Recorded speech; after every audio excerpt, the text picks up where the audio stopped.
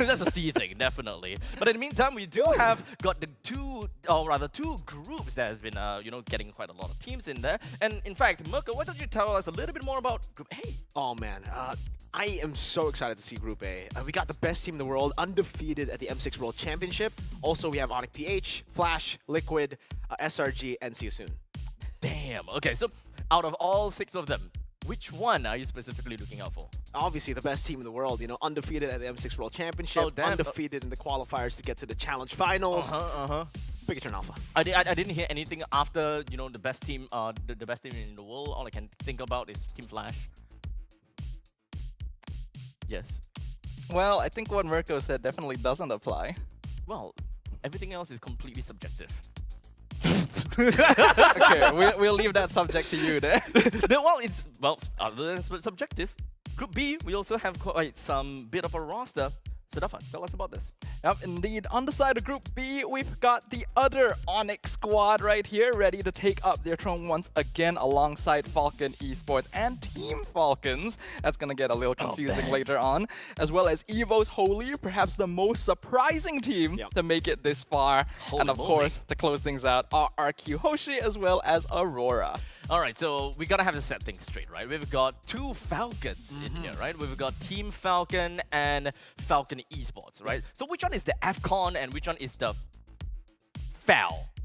Wait, we have FAL, FCon, and what's the other one? Team Falcons and Falcon Esports, right? So FCon, I believe, is Falcon Esports. That's the one from Myanmar. Right. That's the one, the red one, right? The one with Dax, the one with Royal Milk, the one we saw actually surprised a lot of people at the M6 World Championship. But for Team Falcons, they were the ones who surprised all of us just last season, getting the trophy for SPS Season 5. Damn, as much as I really want to call it AP brand, because it's always a nice ring to it. That's true. World Champions too. Yes. World Champions as well. So regardless, we do have got multiple streams that spanned out for the entirety of today to give you guys as much of these high-paced and of course high-octane games going on about. We'll talk about the best stream first, right? Stream A, which is the one that you are currently watching. We do have Team Flash going up against Liquid Indonesia for the very first game, and of course following it after, we do have Evo's Holy versus RRQ Hoshi, Bigatron Alpha going up against Team Liquid Indonesia once again, and then to end things off, we do have RRQ Hoshi going up against Aurora? Yep. Oh, okay, for a moment I actually thought that we were going to be watching See You Soon. But regardless, that pretty much means that in the entirety of Stream A, we're looking at the reign of Indonesia, which is why all you Indonesians that's watching A-Stream, you're going to have to watch all the way through, because this is literally every single game we have Indonesians. Yep, definitely. We can't deny the fact that there are a lot of Indonesian teams here in SPS, right? We're down to the top 12, right? We have 6 who qualified from the challenge season, and we have 6 who were directly invited to the challenge finals. There's a lot of ID representation, but also a lot of strong teams from other nations. So I'm very curious to see how things will pan out, especially since it's already been a whole month since the last time we watched these teams. I'm sure there's been a lot of shift in meta, where teams figure out which heroes are strong. I'm sure all of us have been playing pubs a lot. We know that so many certain heroes are a bit, busted. We gotta have to take today to really understand how the pro meta kind of looks like. But you know what? We're gonna have to talk about the other streams as well, right? We've got Stream B in this instance. We do have quite a bit of games as well, but it's not nearly as good as what we have from in Stream A for sure. I'll be honest with you, man. That the first 2 matches are crazy, dude. Like, Onyx Philippines versus Bigatron Alpha. We have Onyx ID versus Team Falcons too. That's the M5 Grand Finals rematch. That's the... You gave me... I ran out of ammunition to kind of shoot them down at this point in time. You're not supposed to do that. We're supposed to say Stream A is the best, Mirko. Yes, No. Listen. We're still the best. Okay. But they got really good games. So it's we respect Stream B. It's Stream C that we have something against. Exactly. Yes. Stream C? Well, we're looking out for you. Hands down. Stream C isn't even in the building. No, exactly. Exactly. So what do we have from Stream C? You know, we got See You Soon versus SRG. We got FCon going up against Aurora. SRG going up against Team Flash. And then once again, we do have Onyx ID that's going up against FCon. So definitely, we do have... I think it's kind of like a very wild stream, actually. We don't have much of a Indonesian representative except for one. Yeah. Yeah. It is a very, very One of each, actually. multi-regional, very multi-regional yes, Stream yes, C. yes. I think you should actually be very excited to see Stream Yep. C. Oh yeah. Yeah, I actually am. Of course, we got SRG, the lone Malaysian representative left, which is a sad thing to say. I think a lot of us were hoping to have at least one other team from MY here, but it's fine, you know, we're growing, we're getting better.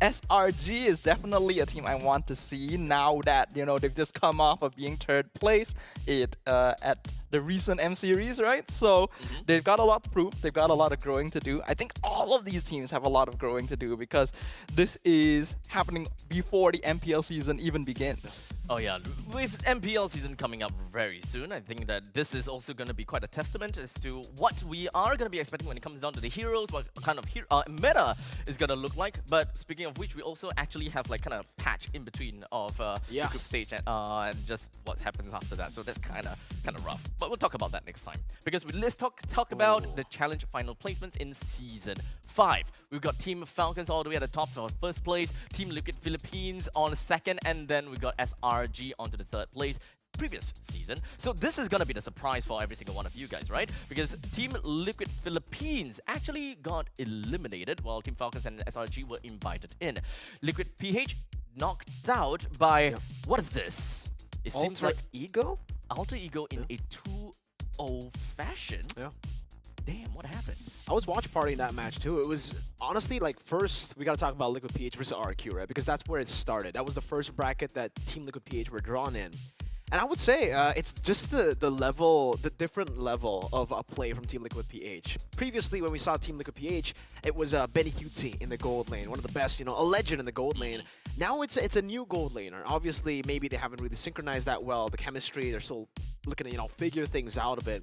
Because Yuktz, the new gold laner, didn't really step up to replace someone like Benny. It's a tough job, and we saw just how exactly Araki Hoshi were able to just systemize TLPH, which is a very weird thing to say about a Filipino team up against an Indonesian team. It's usually the other way around. It's a very big shoe to fill. Yeah. So honestly, I'm not blaming anyone, but at this point in time, it's just really unfortunate for him. He's got to do whatever that he can, right? Team Liquid Philippines, well, I'm definitely going to be looking out for them because I gotta be honest, I love I kind of love everything about Team Liquid, right? All the way before Team Liquid even got into Philippines or Indonesia and those kind of stuff. But anyways, we'll talk about the power rankings from each one of us.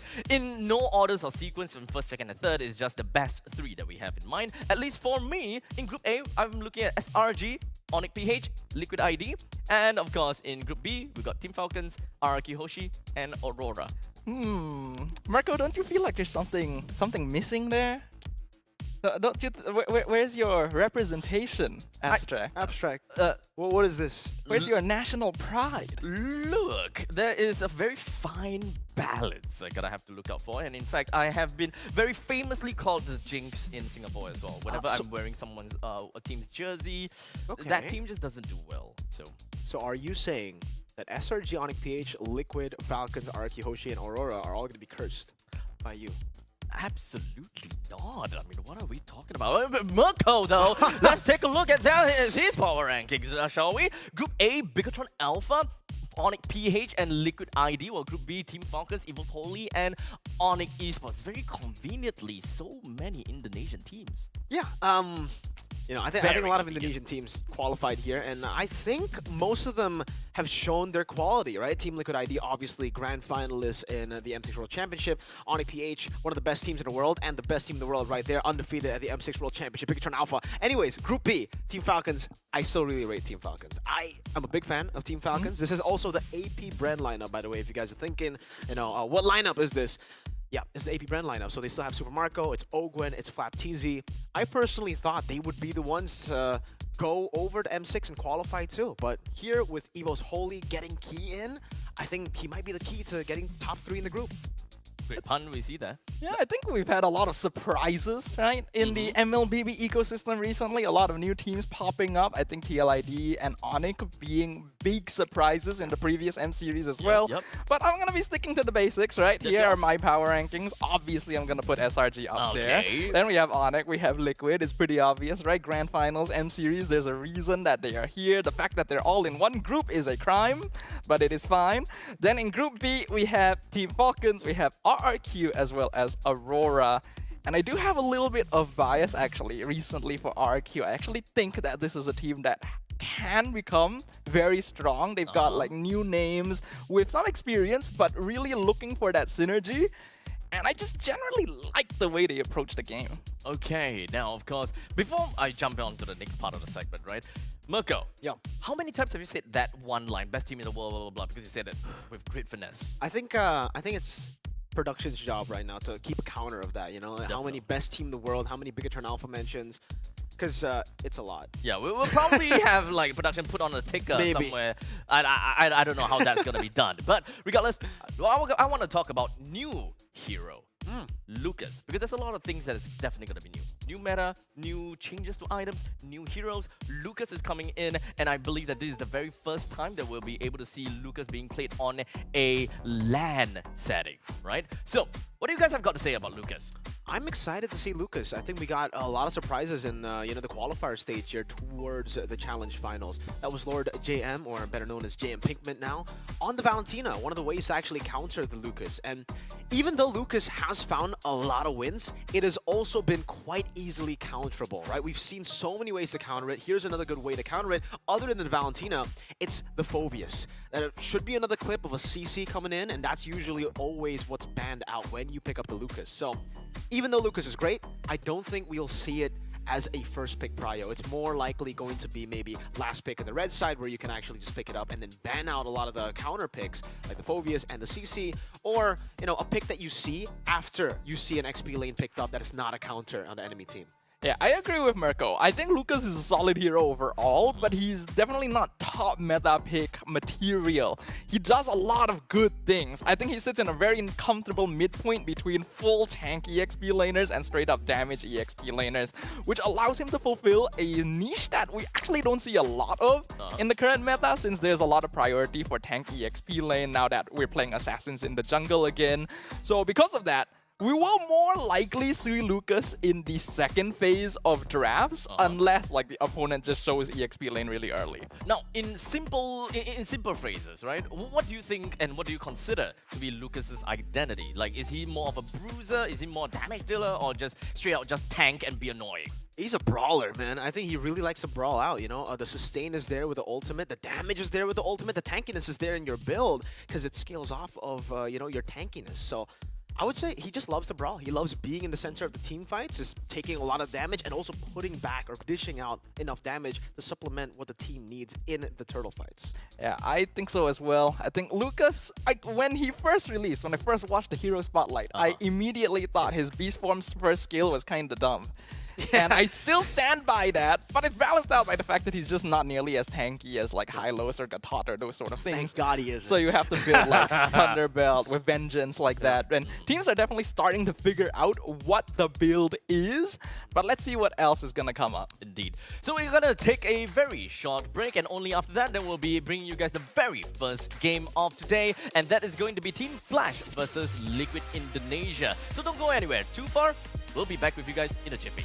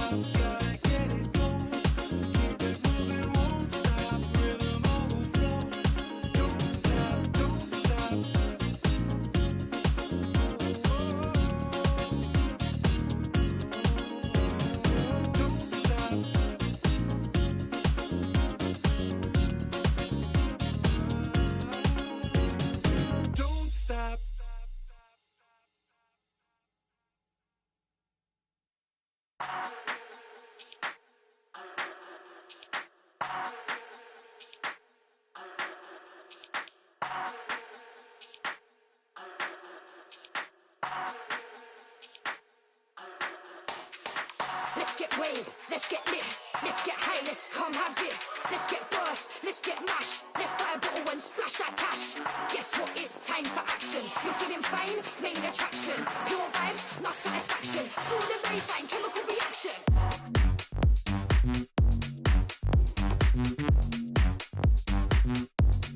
Chemical reaction.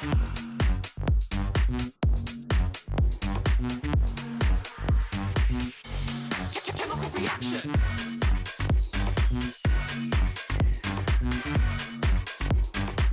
Guess what? It's time for action.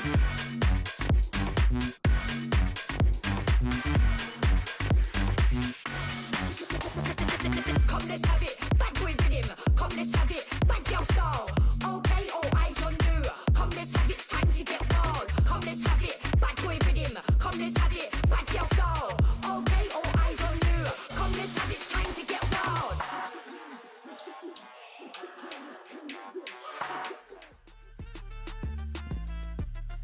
The very first game of today, Team Flash Singapore going up against Team Liquid Indonesia. Both of these teams, they are going for a battle for foothold, considering the fact that one of these teams is definitely going to have to walk the plank, right? When it comes down to Team Flash, we are definitely looking at some changes in our roster. We'll tell you guys about the change very soon. While in the meantime, Team Liquid Indonesia, they have been, I would say, rookies, right? 3 out of 5 of them is actually rookies, but yet they have a very good run. So this game, pretty much low stakes though. I will still say that they are definitely trying to find out, how each other's team stability kind of looks like. I think it depends on how you see it, right? Maybe a lot of you guys might think it's actually a low-stake game for Team Flash, knowing that they're a new roster. They're still testing things out. They're up against the M6 Grand Finalists. Maybe more pressure is on TLID to actually perform, to show up here again in the Snapdragon stage. But yeah, I would agree with your assessment here. I think there's more pressure for Team Flash. Because again, for TLID, I think they're looking at this matchup and they're thinking it's just another day, right? It's the same lineup, same coaching staff, no changes at all. And the fact that they do have 3 rookies and they made it all the way to the grand finals, becoming champions in the local league MPLID, shows you just how good they are at handling pressure, and maybe pressure isn't really a problem for them. Yeah. I wouldn't say it's completely not an issue though, because Team Liquid ID, they're obviously strong, right? They made it 2nd place of M Series for a reason, but their pathway into the challenge finals here has not been the smoothest. They actually had to claim the final slot in the last chance qualifier to actually make it here, losing games to teams like Evo's Holy and Aurora on the way. Even though it was close, it's not something that you'd expect to happen from a M Series Grand Finalist. So I'm sure they cannot take it too easily either. But I believe that this game, I would say that TLID probably will be letting Flash, kind of play whatever that they can, just so that they can, kind of understand how things are gonna look like. But speaking of Team Flash, I believe that we can talk a little bit more about how they look like. I did mention about the change in the roster, but what exactly is that, Sadafa? Well, we have lost the iconic side laners that made up Team Flash previously, which is of course Diablo and Vanix, now being filled in by new names, Bonsky as well as Ken. The mid trio still remains untouched. We got Hades, we got Kurtizi and JPL. But in the current meta, side lane dominance is starting to become more and more of a priority. So there's going to be a lot of big shoes to fill. It's just so tough. I don't know. I think I just got to throw it back at you, Abstract. As a Singaporean, looking at this lineup, this is Team Flash, the team that has been the representative of MPLSG for so long, and in the international stage, I think for a whole year, it's just been Flash, Flash, Flash. Flash, Flash, Flash. In fact, it's just NIP Flash, NIP Flash, NIP Flash. Exactly.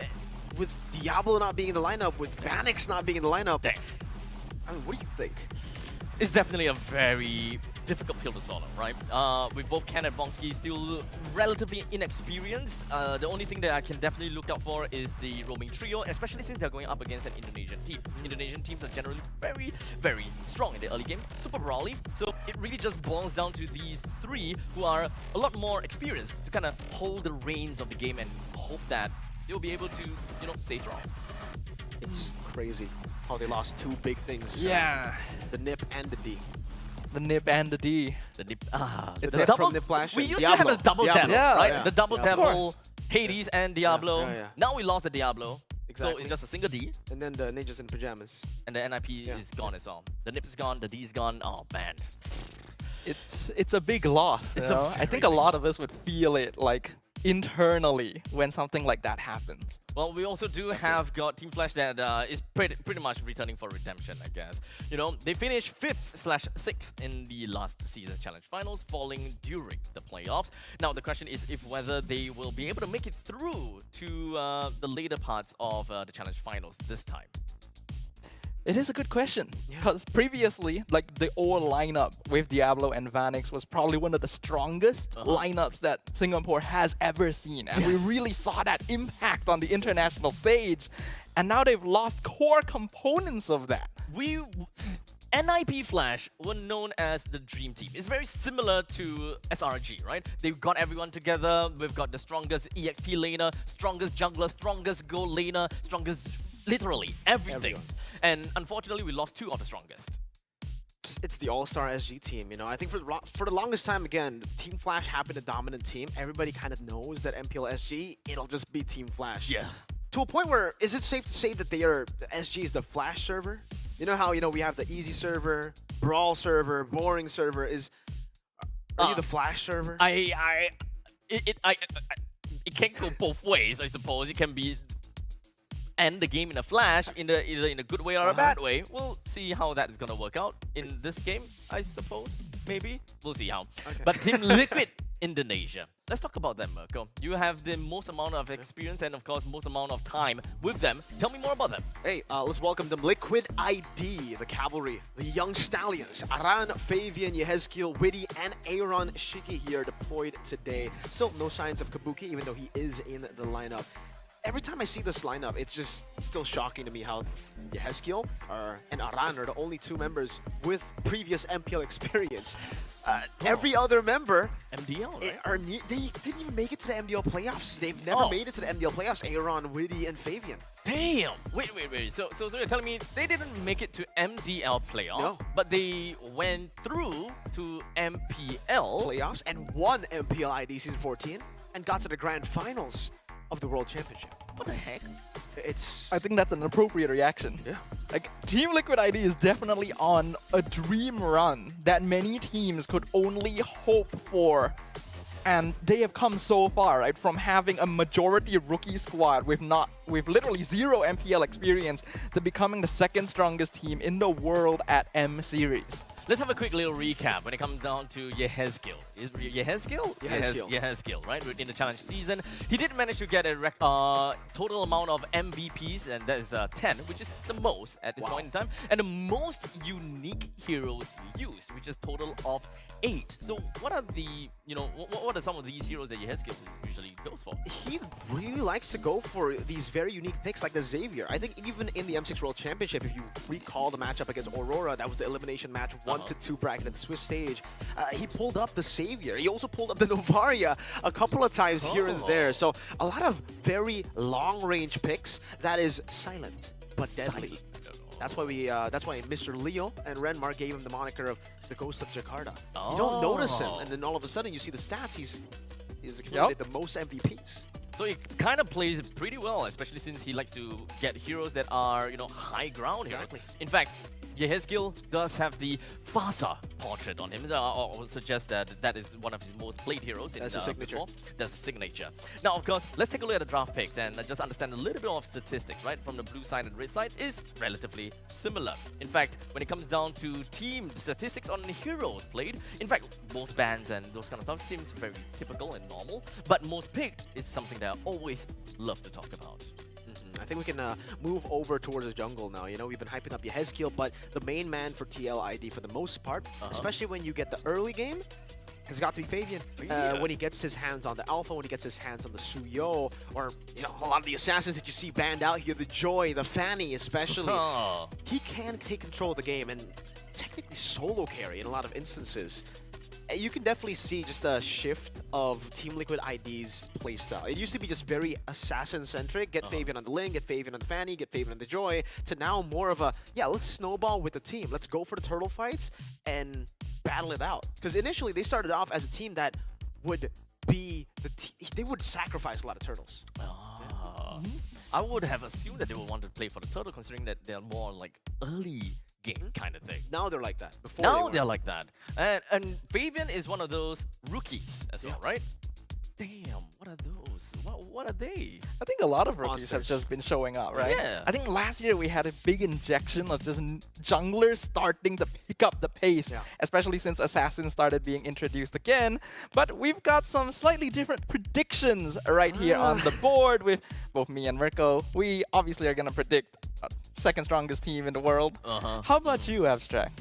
Let's just, you know, I bring forward the statement from the opening show, and I kind of like changed that up a little bit. Sometimes it's very subjective as to which team I jinx and how I jinx things. You know, Liquid Indonesia, they have been great and all. You know, I love them. That's why I don't want to jinx them. So I'm just like, you know what? Flash my boys, you guys are gonna do great.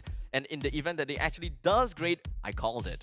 Wait, wait. Are you cursing or are you not? Like, you gotta stay consistent. You can't be like, Yeah. you can't play in the middle, man. You can't like predict Flash will beat TLID here and then not predict them moving through to the next phase. My answer is yes.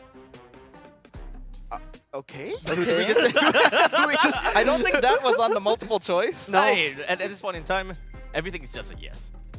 In a flash, he just makes a new answer. Exactly. I love this. All right. Everything has to be very subjective and vague. Just like the draft? Exactly like a draft. So let's take a quick little look at the draft. With Flash onto the left side and Liquid Indonesia onto the right side. All right, so Flash SG actually he just picked up the Loyi here, first pick. The Mathilda. Hilda still banned out. And yeah, even though we've seen a nerf in the hotfix patch for Hilda, it really hasn't been a prio pick in our ranked games. It still is a prio pick, though, for Aran. This guy is a monster on the pick on the Hilda. It's also pretty flexible here. With having Witty in the team, someone that actually really loves invading as well. But what's strange to me is the fact that they have left open the Granger and the Suyo. Now, these are two very prio picks that Liquid ID have kind of made a name for themselves with.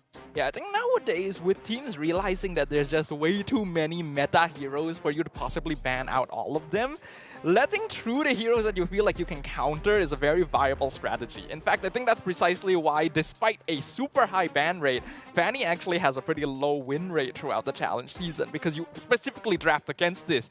So in this case, Flash has left the Granger open because they know they can get the Irritel, which is still the classic Granger counter, but leaving the Suyo open is interesting. They went for the Loyi instead to go for more of that map rotation. And just like that, you know, Liquid ID now have a way to go for Yehezkiel's 100% win rate pick, the Novaria that we just mentioned earlier, one of the unique heroes that Mr. Ghost of Jakarta has been able to utilize previously, has made its appearance here in the first match of Stream A.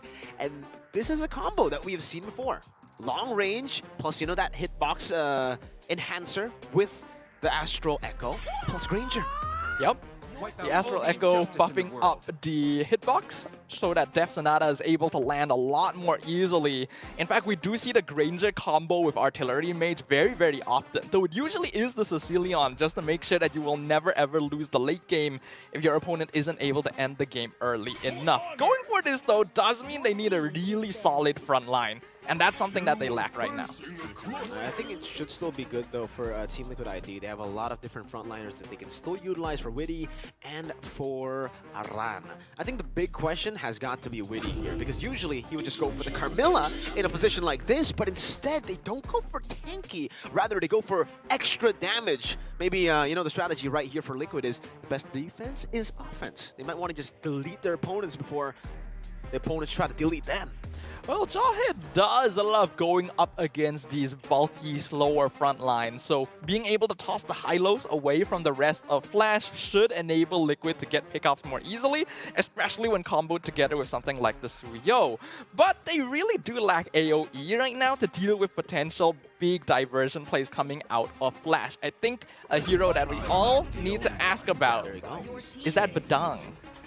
Yeah, the Badang has been terrorizing the ranked games here in the Land of Dawn. I don't know if you guys have been facing the Badangs, the Sicilians, the Saviors. So it's already a very, very different game to what we play in our ranked games to the competitive scene, because we don't see any signs of Sicilian. It was left open completely, no Xavier, and just like you mentioned, no Badang. Well, not yet, though it is also a signature pick for Aran when he debuted at MPLID. Coach St. DeLucas even said that Aran reminds him a lot of Diablo. Damn. If only Diablo is still in team. If only. This would have been a good Diablo matchup. At the point in time, I would say that Badang would be prior. Yeah. Oh, man. But what is interesting here is this seems like it might be a Lucas jungle from Flash Singapore, right? Yeah, you're right, you're right. Okay. How there's no way it's a Hylos jungle, right? No It way. is a Lucas No way, jungle. yeah. I have played this matchup before. By the way, this, if you guys know about the collab coming in soon, you know, that's Naruto versus Sasuke right there. But Yep. Suyo versus Lucas, this matchup isn't really the best for Lucas. And for Lucas around the turtle fights, I'm not a big fan of him in the jungle. It's so easy to kite around and just bait his skills. Yeah, I agree with you. Lucas is strongest at level 1 in lane, not in the jungle position. He actually needs a bit of help taking that first camp, and then is very reliant on his ultimate to go for neutral objectives as well. So when you're up against something like a Jawhead, which can just run into your jungle and mess with you, I wonder if this is the right choice. Honestly, kind of high in cooldowns as well. Let's just put it as that. Yep. Especially if they don't play with, you know, what was that? What was that spell again? No, not spell. The one that you use the ultimate and then you just kind of refresh. Temporal Raid? Temporal Raid, yes. Unfortunately, I don't think that we'll be able to see that either way. But we're going to be looking at the debut of Lucas here on the LAN setting right now between Team Flash versus Liquid Indonesia. How's that going to look like for game number 1? We are going into the Land of Dawn. Here we are in the Land of Dawn. Thank you so much, Abstract, for that introduction into the Land of Dawn. Welcome once again, ladies and gentlemen. Suyo versus Lucas in the jungle. It's Fabian versus Hades. And we do have a bit more time to talk about the draft here for Team Liquid ID and Flash SG. So let's get down to business.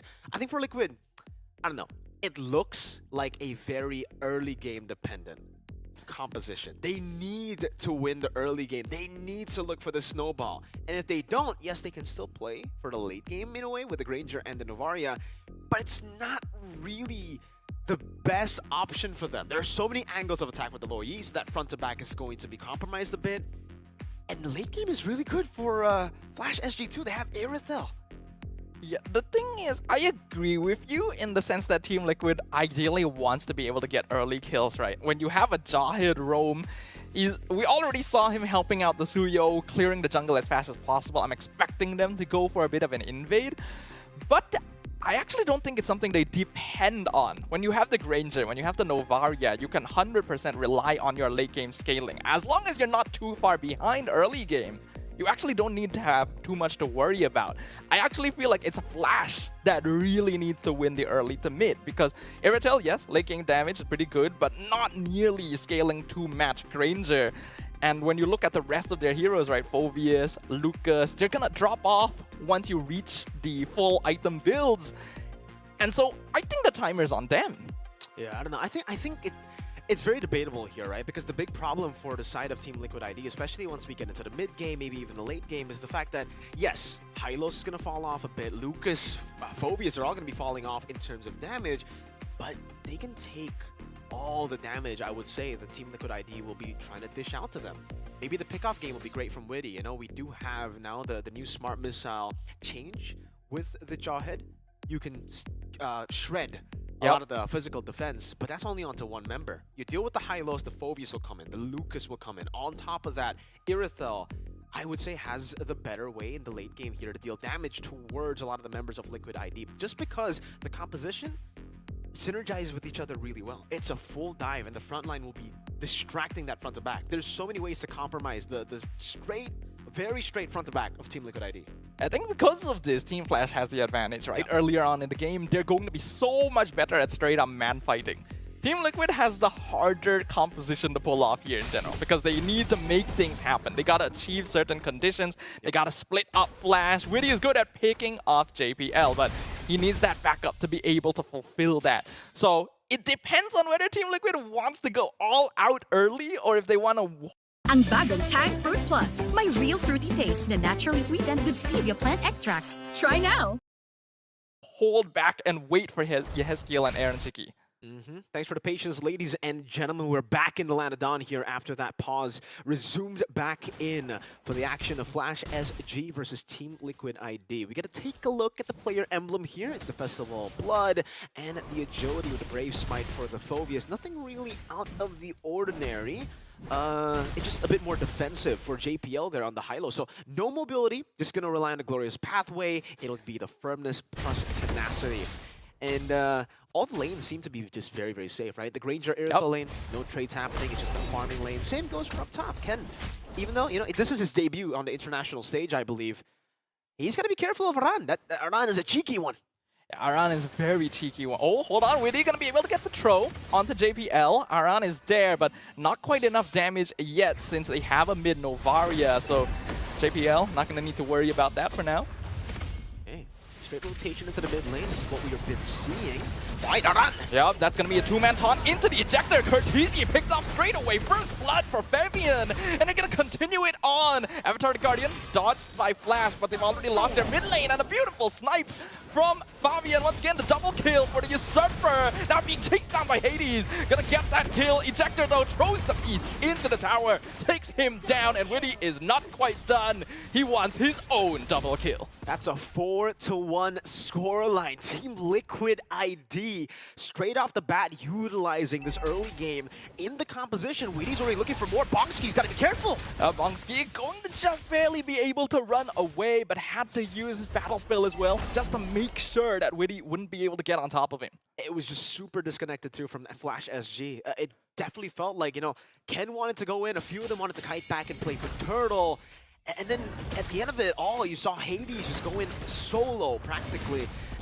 Getting destroyed, obviously, by TLID, who are on the Turtle. Stun up coming from JPL. Of course, Pathway comes in. Fabian still gets the Turtle, but he's going to take so much damage as Flash just surrounds him and takes him out. Aran also going to be taking out collateral damage. Double kill goes to Curtisi. Good adaptation from Flash SG. Right off the mistake that they made in the mid lane, they notice, hey, you know, our composition relies heavily on us utilizing our resources properly, staying coordinated. They went into that Turtle fight, let go of the Turtle, no problem, but then went in together.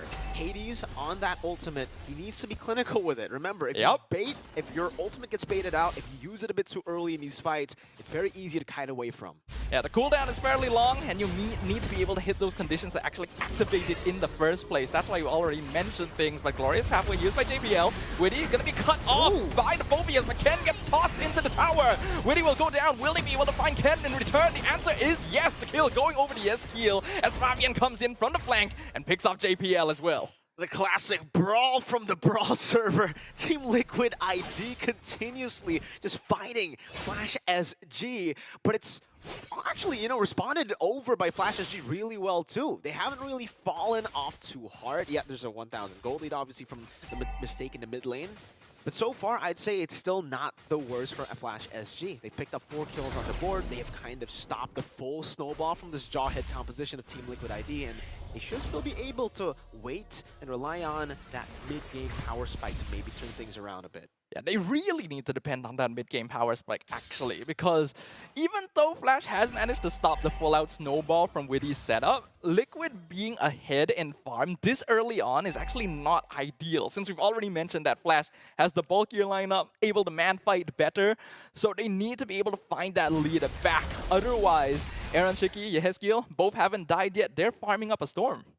Aaron actually has already picked up that Sky Piercer second item, deciding not to go for the boots or not going to finish off the boost. Glorious Pathway! Ooh, they found Witty with Glorious Pathway. AOG comes in a bit late. A beautiful two-man stun, but Fabian is now stuck by himself. Double kill going over to Hades. And now they're looking for more as Flash Singapore running down Team Liquid ID. Hades will be traded by Aaron, but they'll also lose Aran in exchange as Ken continues chasing the Granger, finds it!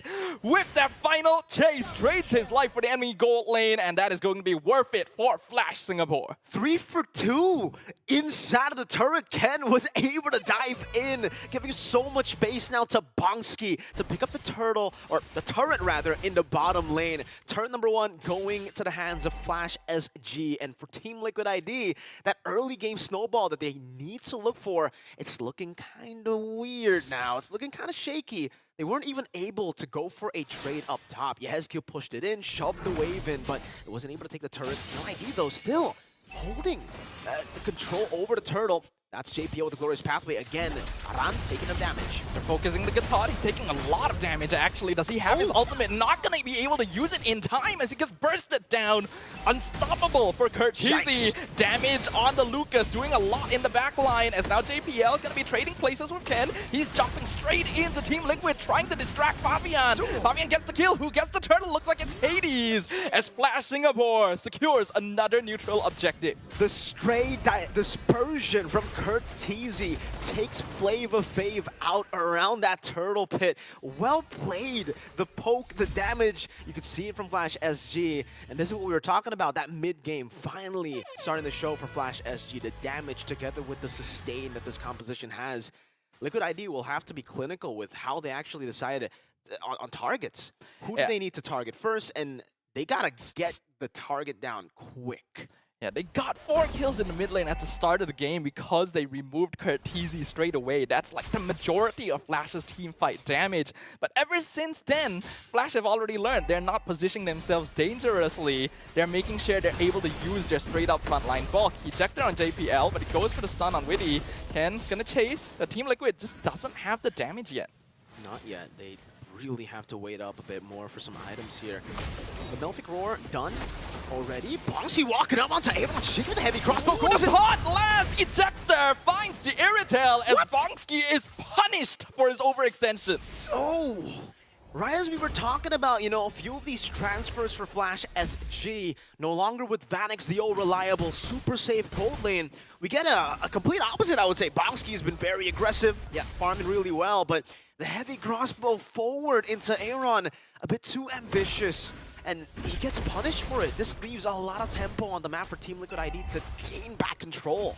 Yeah, definitely felt like there was a bit of miscomm there because Bongski definitely wanted to go in, wanted to do the damage, but the rest of Flash was hesitant. They weren't really backing up their gold laner, and that left him completely vulnerable and isolated by himself. That cannot happen. No. They are playing a 5-man front to back. Diversion though, into the back line on the mid lane. Flash used by Aaron. And a beautiful disengage from both of the cores of Team Liquid. Now collapsing back onto Flash. AOG lands on 3. Curtizi shut down straight away. Fabian gonna trade his life away, but I think they're gonna get so much more in return as a double kill goes to the Granger. Make that triple. This is gonna be a free lord for Team Liquid. In most situations, you take a look at Fabian, Flavor Fave, as the main carry of TLID, but in this game, he was the distraction, the diversion for Flash SG to target, to give all the space in the world to the Ghost of Jakarta, and Aaron Shiki on the Granger. Playing for the poke. What a disengage from Yehezkiel and Aaron to escape from the diversion play of Curtizi. And now the gold lead has spiraled out of control, and Flash SG are back on the back foot.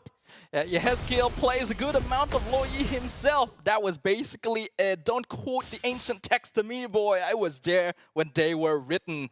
Beautiful disengage, actually, from Liquid. And they perfectly timed themselves until Flash had used up all of their resources to go for the full-out punish. Aaron, now a real problem. That's a BOD on the Granger. Just a few kills, you know, and you get the Sky Piercer early. This is the reason you go for the Sky Piercer early on the Granger. Once you get a few kills rolling, those executes just keep on coming. And once you get that, obviously, enough gold for the BOD quick. It seems like he almost just picked up the Melfic Roar a bit too early, and then now you see a very early BOD out of nowhere. TLID looking to go for the siege now in the mid lane. And if we're talking about that mid-game being good for Flash SG, let's talk about something else. Diversion! Ooh, Yehezkiel gonna be caught out with the Glorious Pathway, and now the rest of Flash looking to re-engage, but they've already lost Bongski instantly. Bursted by Fabian. Aran buying a lot of time in a 1v3 situation, still gonna be able to heal up. AOG cancelled, and Curtizi will pick up that kill. great turnaround for Flash SG. Again, utilizing the diversion of Curtizi to go with the flanks. And this time, they had information that Yehezkiel and Aaron did not have their flickers ready just yet. But we can take a look at the items once again here to take a look at the Granger, who is at 10,000 gold. Almost a 4,000 gold lead between the gold laners here, on the way to either a Winter Crown or a Queen's Wings. Depends on what he wants to go for. Always trying to get on for the winning. Yep, they're looking for the jaw hit, but they don't really have the numbers needed. And now Ejector throws the horse into the tower. And Team Liquid says, we are the only stallions on the land of Dawn. Ken gonna be chased down. Aaron, Shiki double kill straight away. Diversion defensively, just to make sure there aren't more victims on the count. They just keep on fighting. Flash SG get the dub, killing Yehezkiel and Aaron Shiki. It looks like it's turned around, but TLID, they do what you can't really predict. They fight on the back again. Witty outplaying, getting the ejector, and now the siege continues. No Ken, no JPL. That means the backliners are also vulnerable. Ooh, that's a taunt. Beautifully done. Hades forced to use his ultimate. Aran a little bit out of position, but AOG not cancelled this time. You can see the siege potential of Liquid has reached a fever pitch. And that bottom inhibitor stood no chance. But the diversion into back once again finds the Jawhead. Aaron in a tough spot, gonna find Ken, but he is by himself. Gory's pathway to try and back up to him, but he knows that he can get away. Even spam recalls a little bit to taunt Ken right to his face. Ken trying to go for the second skill into the flicker combination there. Wasn't able to do it. Now burnt resource over for Flash SG. No surprise from Ken. Gonna have to rely on a diversion now. And even that's going to be a bit tough, right? Novaria, before all the changes, when Novaria was still meta, it was actually the best way to deal with the Lo Yi. You throw out the Astral Echo, you get vision of the entire team, and kind of cancels out what the diversion is meant to do. Surprise. Now Team Liquid ID have full control over the Lord. Doesn't seem like it's going to be contested at all. Aaron Shiki is the one who claims it. Fabian doesn't even need to commit that retribution. You could see that Liquid were even positioning themselves just to make sure that a cheeky diversion wouldn't come in. The bushes were being scouted to make sure that the same mistakes would not be repeated. And now they have a Lord pushing in, only one inhibitor for Flash. It's going to be hard to defend this one. Very, very difficult with the Enhanced Lord coming in. Aran trying to bait out a few resources too. Get a run of that damage still. Got to Katcha, pops into Revitalize, and is back to full HP.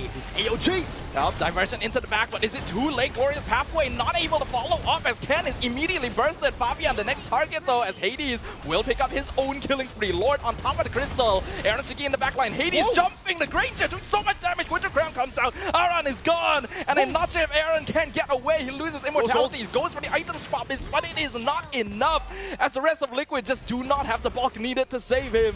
Team Liquid not able to find the siege they were looking for. A bit too aggressive again for Team Liquid ID, and the diversion from behind places Yehezkiel opposition, isolates Fabian from the rest of the team, and it gave an angle for Flash SG to again do what we've been talking about that this composition will be able to do in the later stage of the game, which is destroy that front to back of Team Liquid ID. Now, it's still tough, though, for Flash SG. Yes, they have the diversion. Yes, you can see that Bonsky has reached the item power spike. But Team Liquid ID have gotten so much tempo on the map. They've picked up all 3 base turrets, which means it's a 3-wave slow push, always building up for Liquid ID towards Flash SG. Yeah, Flash were able to punish Liquid for overstaying their welcome and trying to full siege the base, but AOG comes in once again, knocks up one on Ken, and it's going to be an unstoppable force right onto Bonsky. Throws him back into the iron sights of the Granger. Aaron Shiki now looking for more victims. JPL healing up a good amount in the pathway. Hades in the back line finds Yehezkiel, unstoppable for the Lucas, but he's lost his ultimate privileges now. Oh, he's still chasing. Oh, Wind of Nature comes in for Aaron Shiki, but it's going to be enough. Shut down on Hades, but he will be traded. And Ken now continues the damage. Meanwhile, in the base, we can see him teleport coming in. It is going to be Fabian, the usurper himself, taking the victory from right under their noses. For a second, we thought in this game he was only meant to be the distraction. He was not the main carry. He finds a way to usurp the highlight reel as well, to steal the spotlight from the rest of the team. It should have been Aaron, it should have been Yehezkiel, the 2 members who were playing from behind the damage dealers. Nope. Choose your flavor. Orange, pineapple. Make flavorful choices with Tang. It's Flava Fave to look for a backdoor to secure game number 1 from Flash SG. My, oh my, what a game, especially since that's the first game to end it off in a backdoor fashion. We will also zone in onto that final battle, thinking that, hey, look, Team Flash, they are still holding out all the way through. They were winning. It definitely looked like in the later stage of the game, in these team fights, they were winning. They were caught up in all the brawls, obviously, because TLID have just been forcing them, fishing for those brawls. But in the end, like I said, TLID just had so much tempo. I think Flash SG got the light in them a bit too late in the game. They kind of come in the early stages to always be the one that initiates as well, right? Constantly going in with the glorious pathway to the point that I thought that TLID might have caught that, right? Or rather, definitely caught that, and it starts to become really repetitive. And they managed to get a pretty good hold on to the mid stages again, even got some very nice disengages from some of these catches. It's a very classic style for Flash Singapore though, and a lot of Singapore teams, they like to rely on these same strategies and just slowly refine them through the course of the game as long as it's still working. And you have to admit, it was actually still working for most of the game. I think that TLID could have actually approached the mid to late game fights better because they're a poke composition. They don't actually need to full send it and go 5v5. I think that's just their classic style, right? They're the kings of the Brawl server for a reason. But when you least expect it, when Flash has gotten used to man-fighting TLID, you don't even notice that Fabian is not there. They're so into the fight already. But you know what? I do want to kind of like take a look at what Hades has been doing, especially since we're talking about Lucas, right? In fact, he went in with quite a lot of damage items. I think his process was or rather his build orders were Hunter Strike followed by the War Axe, and then followed by the Queen's Wings, and I believe he got the Brute Force, right? Brute Force, and then they see Hellbird. So quite a lot of damage going on through, and as you can see, when it comes down to damage dealt, he also managed to rack up a total of 54,000 damage. In fact, even higher than the Mage, which normally Mages are the one that have the highest amount of damage. Especially Lo Yi, who looked to be the carry in the early to mid game stage. But yeah, no, I gotta give props to Hades here. We were doubting the Lucas pick in the jungle. We were thinking, you know, maybe this isn't the best pick to go for. But he did it really well. He played it really, really well in the early game. I think even Liquid ID were surprised a lot of times by just how much damage Hades was dealing. And it was due to the full damage build in the early game, which isn't the norm. No, it's not. We are used to seeing the full tank. Again, the scaling of the abilities does pretty well with the tankiness of the hero and their items. But no, Hades does his own thing. Yeah, the fixed build that the teams kind of settled on towards the end of the challenge season was EXP lane tank Lucas with Vengeance, as well as either War Axe or Thunderbelt as the first item, right? So this is completely different. It's a damage assassin style Lucas, right? He even went for Impure Rage, Assassin Emblem, so we kind of knew what the plan was, and it was very good at one-shotting people, but TLID just have a way of getting under your skin somehow. Now, of course, we're gonna have to take a look at the MVP in this case, right? Who exactly is gonna be the MVP in this case? It is gonna be Aaron Shiki with the highest amount of damage dealt throughout the entire game. In fact, I think he managed to rack up very close to 100,000 damage. So total up with 10 kill, 4 death, and 5 assists. Total 964 GPM with a total kill participation of 71%. Aaron Shiki, definitely nothing surprising to me.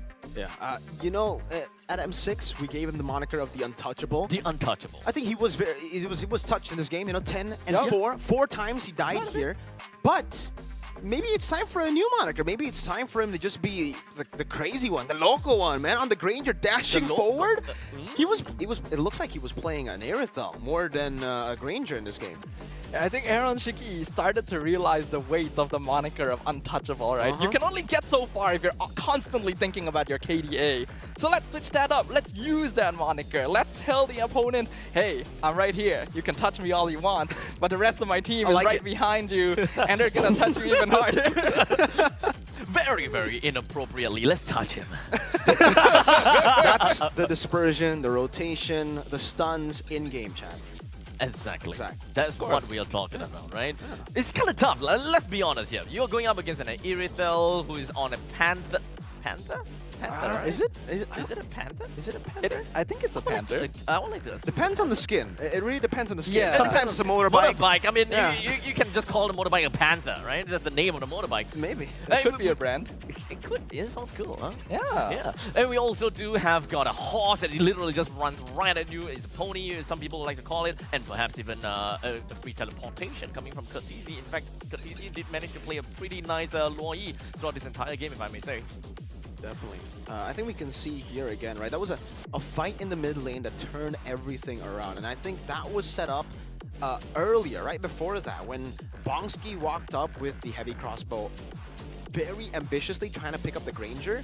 That was what gave Liquid ID the tempo to set up for that play. You saw that Flash SG always just look for the skirmish, always just look for the brawl, and like you said, the adaptation made by Liquid ID was, sure, we'll take the brawl, we will have an AOG, we will have so many ways to re-engage and just throw more things at them, as long as we keep Yehezkiel and Aaron Chiki far back.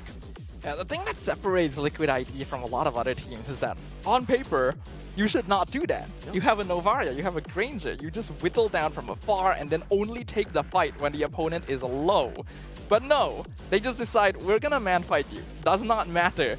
And when the rest of Flash was distracted in the mid lane, just trying to finally chase down the untouchable man himself, Fabian appears out of nowhere, touches the base really hard. The base does not like it, decides it's time to get out of here. Decides it's time to explode. Yup. I really like the zoom that they that production did as well. Even the zoom didn't catch it fully, right? Like even the zoom couldn't Even the catch zoom, Fabian. I'm looking at the main fight.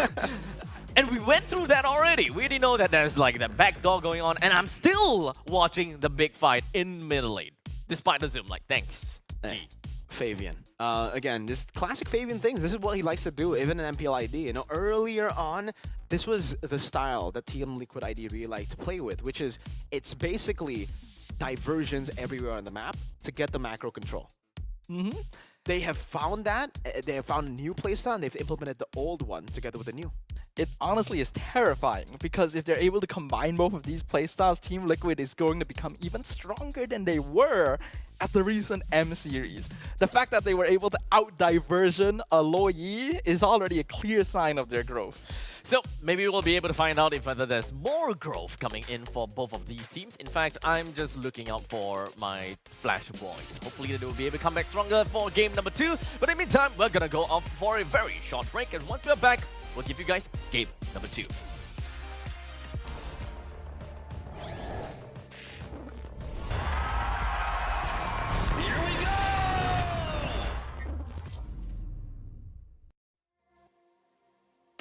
Steady jump design. Think I know your kind.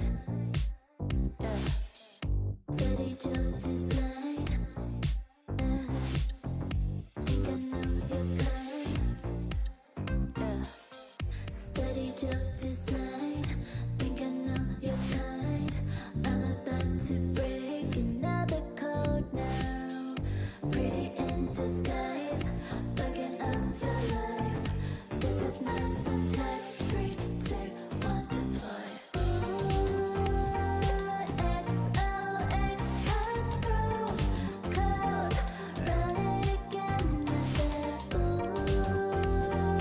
XOX cutthroat code. Run it again.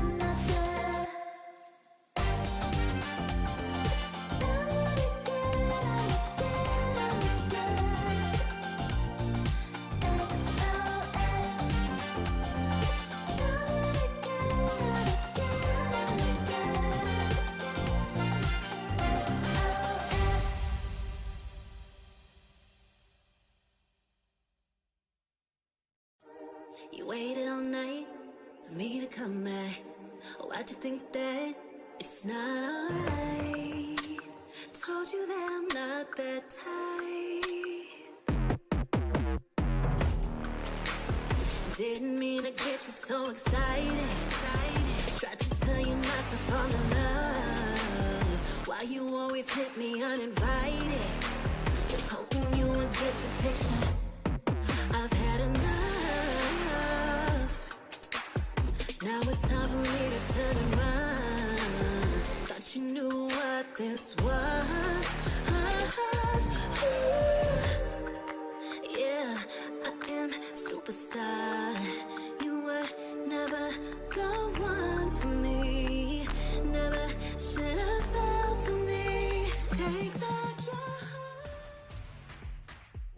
welcome back to the show here at the Snapdragon Mobile Challenge Finals Group Stage, Season 6. We just completed game number 1 between Flash Singapore versus Team Liquid Indonesia, with Team Liquid Indonesia getting themselves a backdoor win. Definitely not the way that we thought that it would end, especially since both teams are super brawly. But hey, Fabian just doing what he likes. Yeah, a game full of action, a game full of team fights. In the end, it was just a base and an assassin, fighter, tank, everything. Suyo. Suyo was everything. Everything you ever wanted in the hero is in Suyo. You got range, you got sustain, you got AoE, you got clear, you got mobility, and execute. And it was nerfed. Thank God it was nerfed. Thank God. Jesus. You brought back bad memories. I even forgot it was there. I erased it from my mind. It was an auto retreat. You had a Bauman ult on your second like, yeah, Solo's always been like this, right? He's always been okay, you know? But no, I completely forgot about that. And I guess that's why his win rate is still at 62%, even though he is literally the most picked hero here at SPS. 43 times. Out of the so many games that we have had so far, Suyo has been undeniably one of the favorite heroes that everyone have to go for. I mean, makes sense. I can definitely understand. But I would love for Lucas to be one of those heroes as well. But I don't think that that's going to be the case. No, I don't think so. No, especially considering, again, we just saw the debut of Lucas in the Challenge Finals. It was in the jungle role, which is not the usual role we see him in. Damagey as well. Damagey. We saw how good it could be, though. I think Hades played it really, really well, and I think he brought out a lot of the potential, the hidden potential that we didn't really see of a Lucas in the jungle. Because, again, in every single rank game that I've faced a Lucas in the jungle, it's just been a stomp.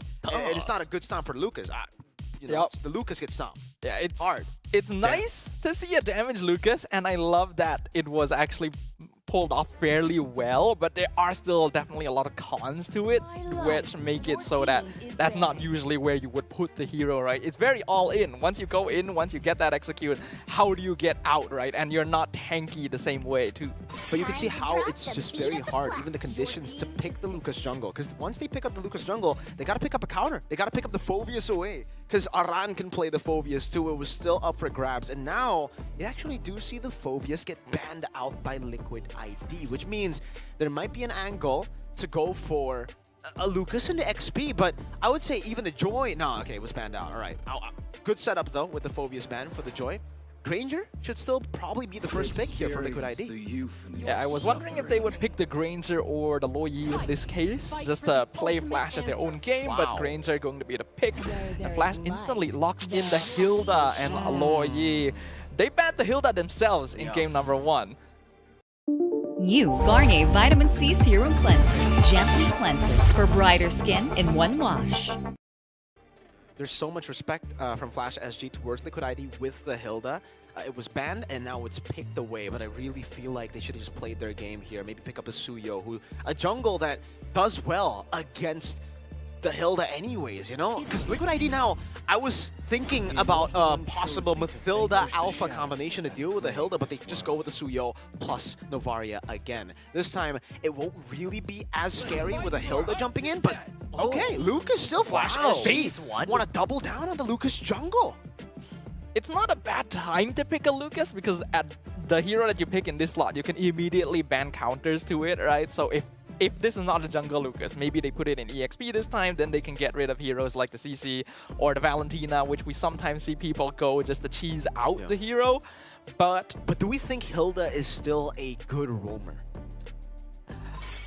Definitely not as good as before. Still effective, but now with a very limited timing. You have to mess with the enemy jungle in the first couple minutes. And if you don't successfully do that, you lose a lot of your value. But with the ban on the blue, though, it kind of really just suggests that they want to get the priority with the Hilda in EXP. Yeah, they definitely do. They don't want a glue to be holding her off from actually invading, getting pressure on the map, and it will be the Irithel ban. And again, this is usually the answer to a Granger first pick. You usually see the Irithel picked up straight off the bat on the red side. So with the Irithel ban now together with the Harith, the gold lane's going to be a bit tough, right? I personally can't think of a hero right now. Maybe if you want to dive in, the Claude could do well against the Granger and Novaria, but you need to play the laning phase really, really well.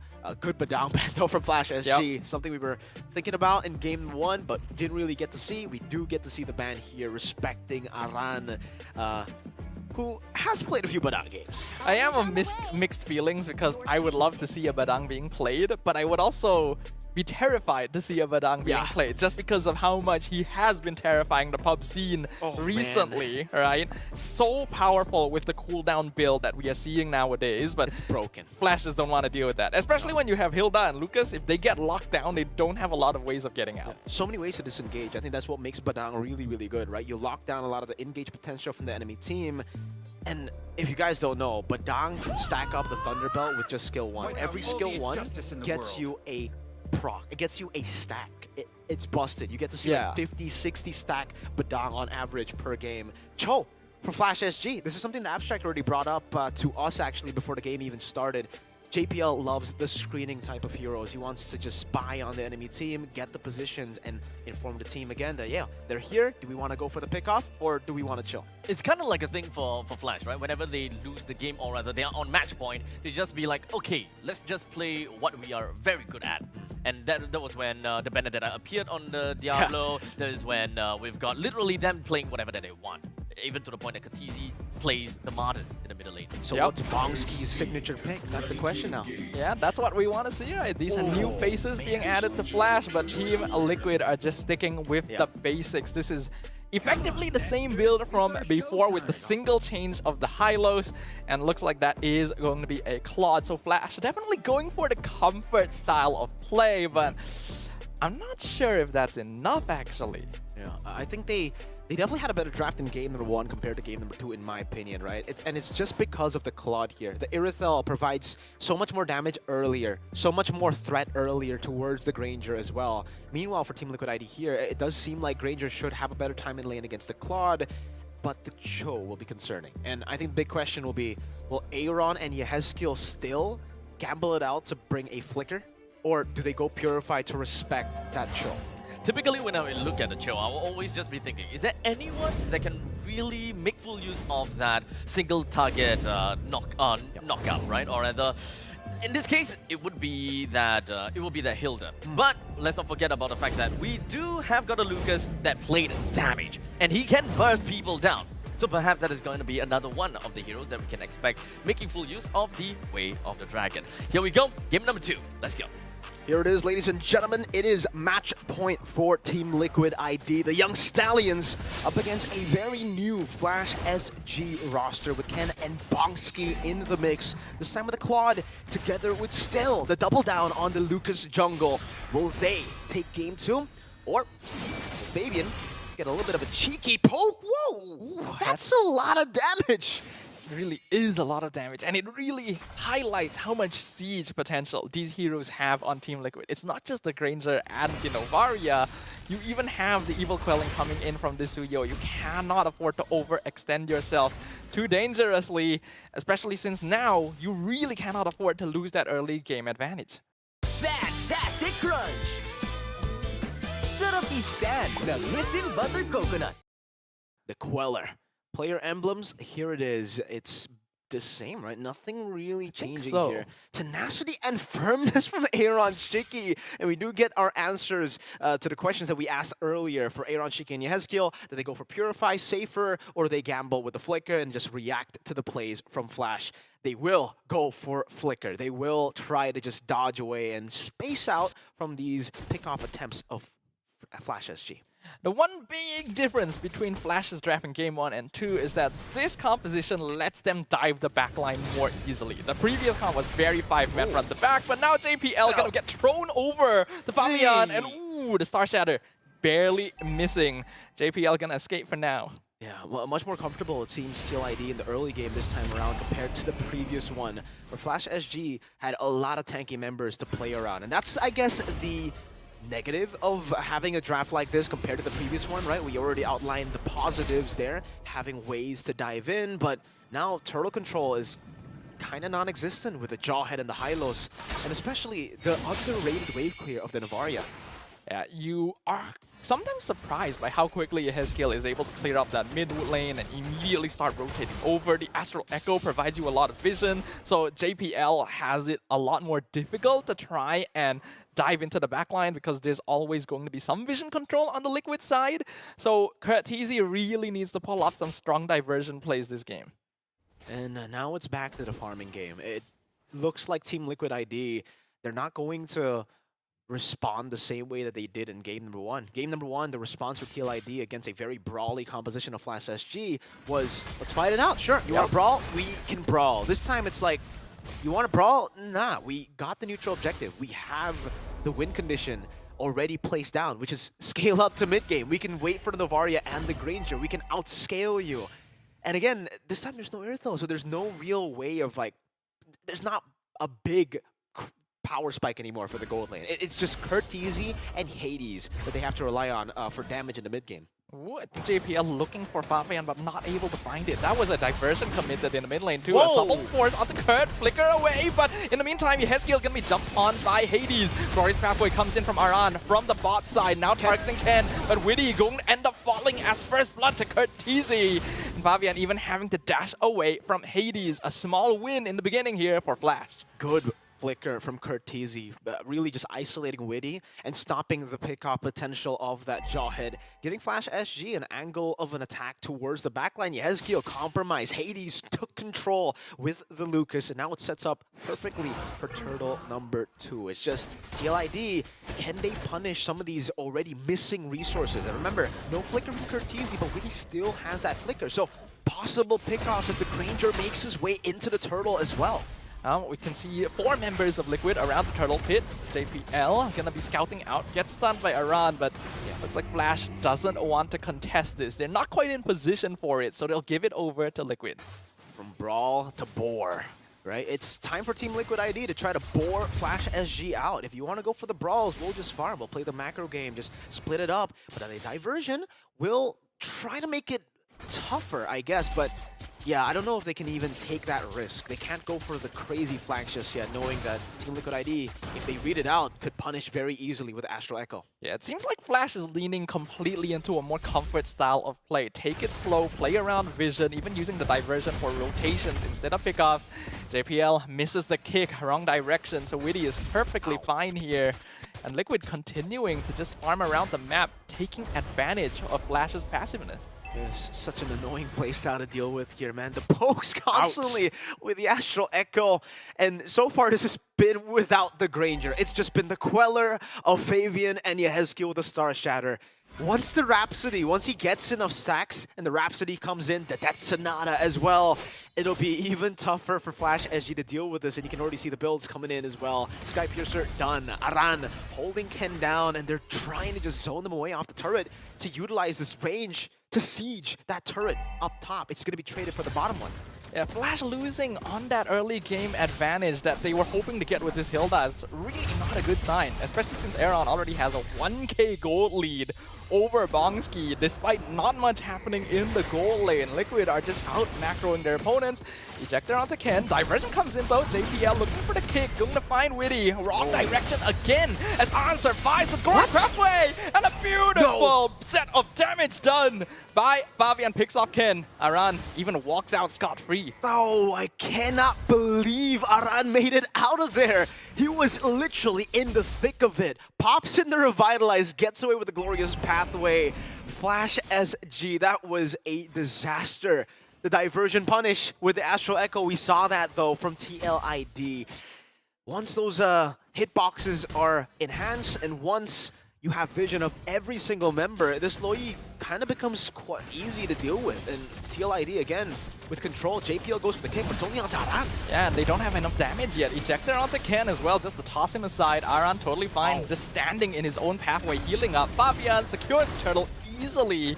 And Flash already knows they cannot continue. Liquid just walking away with more and more after every skirmish.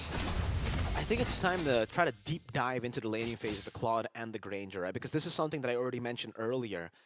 Not picking up the Irithel, hold up, Witty with the conceal in the bottom lane. Oh, gets the flank! Yep, Ejector throws Hades right in front of Aaron Shiki. That's a nice delivery right there, and Aaron Shiki will appreciate that. First kill for the Granger, first of many, as Flash are not looking good. Yikes. Aaron with a BOD, and I believe this is his 3rd item, so he didn't go for the Malefic Roar build like he did previously. Again, Astral Echo, and this time there's a Death Sonata, Rhapsody over to JPL. He's gonna have to dash out of this. Glorious Pathway used just the zone flash away from the tower and taken so easily. Like you mentioned, Marco, 3 items done on Aaron before the 8-minute mark. Yeah. This is just a terrible situation for Flash Singapore. Diversion comes in, but Aaron flickers away, gonna be jumped on by the Hilda, and Curtisi follows with Flicker. They finally pick off the Granger, but the rest of them are scattered. Fabian misses the Blade Surge, but JPL gets the kick onto the Suyo, right into Bongski. Fabian is picked off as Flash finally finds the trades they wanted. That was the flank that they were looking for the entire game with the diversion. And finally, as Team Liquid ID have gotten turrets, it leaves an angle of attack for Flash SG to claim some more bushes, to diversion into, you know, again, bushes that you might not predict for them to be in. Good maneuver by Flash SG, and now they gotta try to somehow take back control of the game. But unfortunately for them, there's no neutral objective up, and there are no trades on the board. There are no objectives to take. Yes, a structure up top, tier 1, but the mid lane is still free. Diversion there, just to scout things out. TLID spotted it and will stop Flash SG's attempt of going for another flank. And Aran will continue to just screen. Look for Flash SG. Get information, whether or not they are still there, or if they're looking for a diversion. TLID are quick with it. They are trying to blitz it. They're blitzing it, but here comes Hades, pushes Fabian away. He dodges it with the iframes, goes for the Lord, gets picked off by Curtisi. Aerochicky trades for Hades though. The Lord is 50-50, and it is stolen by JPL. As now Bongski jumps in with Blazing Duet. Team Liquid are low. They've already lost 2 Aran, the next one on the menu. But a nice Star Shatter will keep JPL from chasing. Wow, great engage from Hades, jumping in, and again, Fabian caught off guard. This is the full damage build that we were talking about that really gets your mind twisted. You don't expect the Lucas to be dealing that much damage. Yes, you expect him to deal damage, but not that much. The Suyo was bursted. This is the most complete hero in the game. The guy who can take a lot of damage while also dishing out damage, but he cannot take the damage of a full damage Hades with Lucas. That was ridiculous. He walked in and took a third of Fabian's HP.